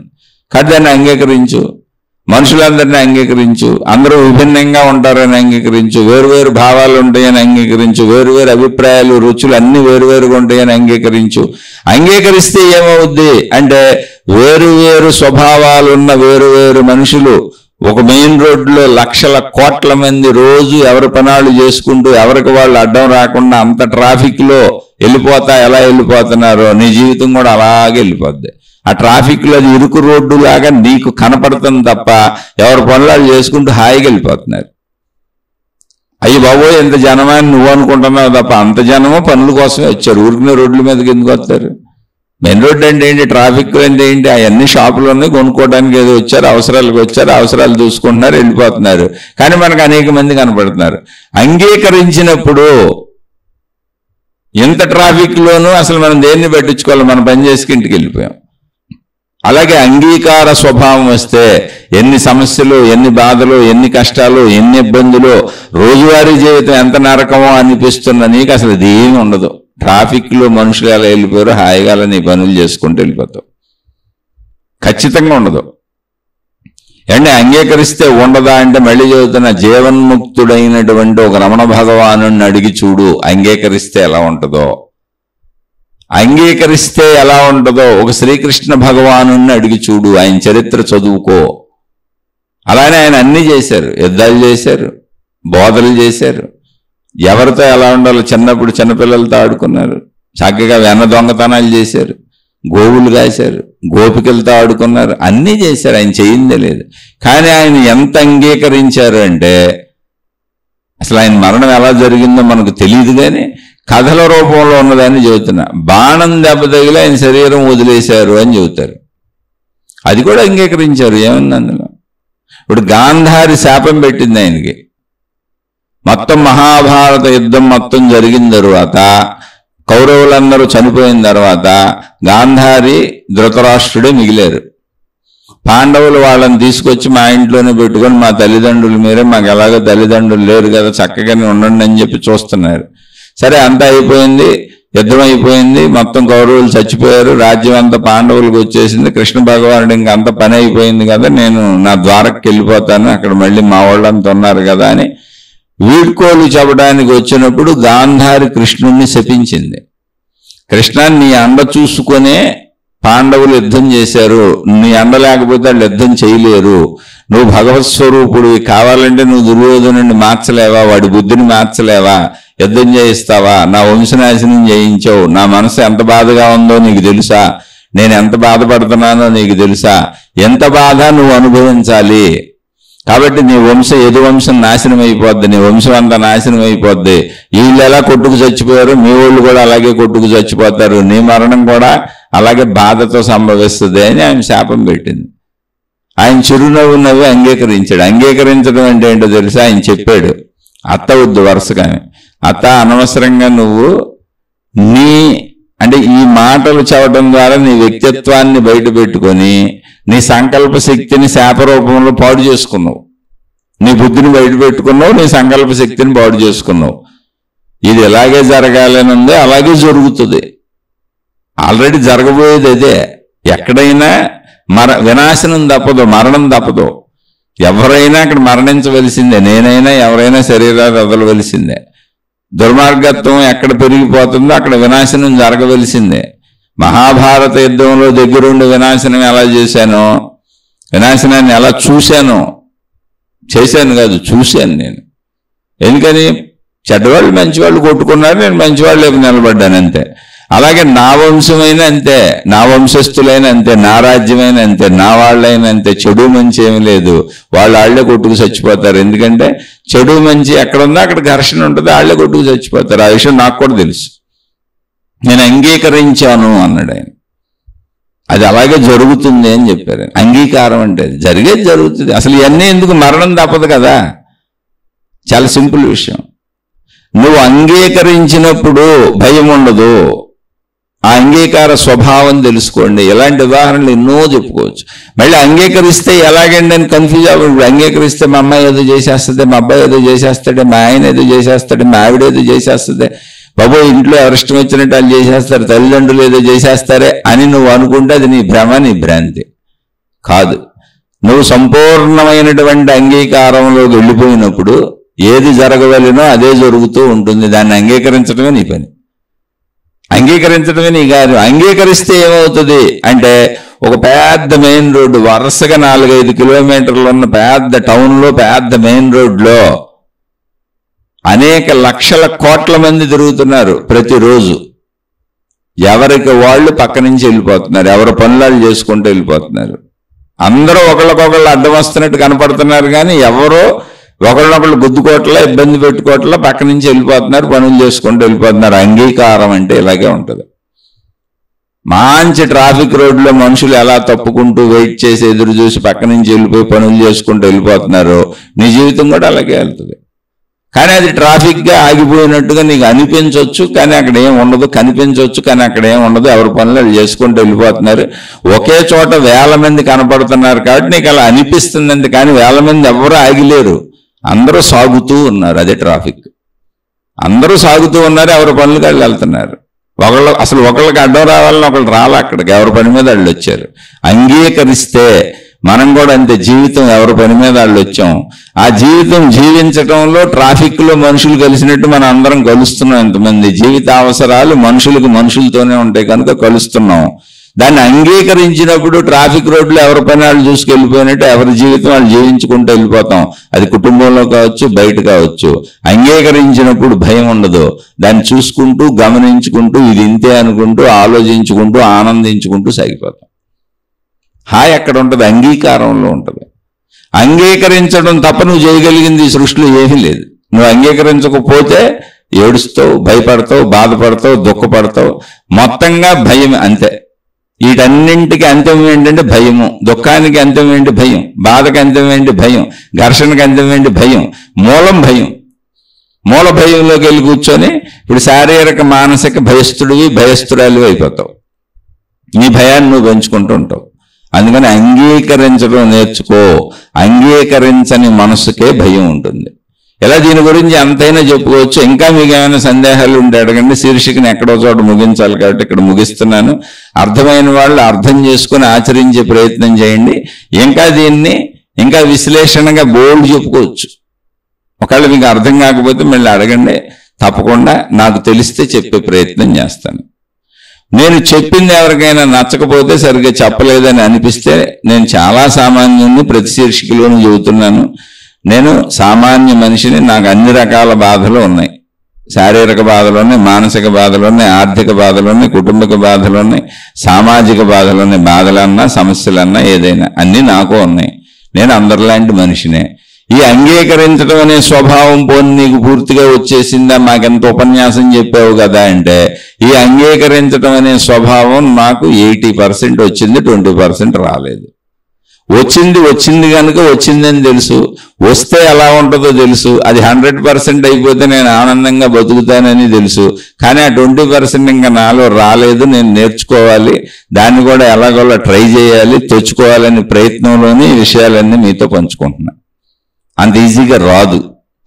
ఎందుకంటే శరీరంలోనే నేను అనేటువంటి ఒక అహంకార భావన నాకు అనుకూలతగా అన్నింటినీ పుట్టిస్తూ ఉంటుంది. పుట్టించడం తప్పు కాదు, ఎందుకంటే నేను నాకు తెలుస్తాను, నావి నాకు తెలుస్తాయి, నావే నాకు అర్థమవుతాయి. నేను ఈ శరీరములో, ఈ శరీరముతో అనేది నాకు అనుభవం కనుక, నిజం కనుక అలా అనిపించడం తప్పు కాదు. కానీ ఎలా అనిపించినా అంగీకరించడం అనేది మొత్తంగా సృష్టి సత్యం. అలా నడిచినప్పుడు భయం ఉండదు. భయము అన్నప్పుడు మళ్ళీ చెప్పాను, డైరెక్ట్ భయం కాదు. ఘర్షణ యొక్క అంతిమం భయమే అవుతుంది, సంఘర్షణ యొక్క అంతిమం భయమే అవుతుంది. ప్రతి విరోధము, విభేదము అన్నింటి యొక్క ఫలితము ఆఖరికి భయమే అవుతుంది. అంగీకరించని ప్రతి చోట దాని అంతిమం భయమే అవుతుంది. భయానికి మూల కారణం అంగీకరించలేకపోవటం, ఉన్నదాన్ని ఉన్నట్టుగా స్వీకరించలేకపోవటం, సత్యాన్ని సత్యంగా ఒప్పుకోలేకపోవటం, సత్యాన్ని సత్యంగా ఒప్పుకొని సత్యంతో జీవించలేకపోవటం, అదే అంగీకరించలేకపోవటం. ఆలోచించి చూడండి, అర్థమైతే ఆచరించుకోండి, అర్థం కాకపోతే అసలు వదిలేయండి, వినబాకండి. నేను సామాన్యుని, నన్ను కూడా క్షమించి వదిలేయండి. అర్థమయ్యి ఇలా జీవిద్దామని ప్రయత్నిస్తూ నాలా కొద్దిగా సాధన చేసుకుంటూ అటు ఇటు పడుతూ తపన పడుతున్న వాళ్ళకి ఏమైనా సందేహం వస్తే అడిగే ప్రయత్నం చేయండి. ఆధ్యాత్మిక చదువులో భాగంగా, అంతరంగ స్వీయ చదువులో భాగంగా మనకు సంబంధించిన వ్యక్తిగత ఆధ్యాత్మిక సంపూర్ణ చదువులో భాగంగా మళ్ళీ చెప్పుకునే ప్రయత్నం చేద్దాం, విశ్లేషించుకునే ప్రయత్నం చేద్దాం. ఆధ్యాత్మికత వ్యక్తిగతము, వ్యక్తికి సంబంధించిన సంపూర్ణ చదువు. శుభమస్తు. మీకు, మీ కుటుంబ సభ్యులకు మేలు చేకూరుగాక. మరలా మరొక కొత్త శీర్షికతో కలుసుకుందాం.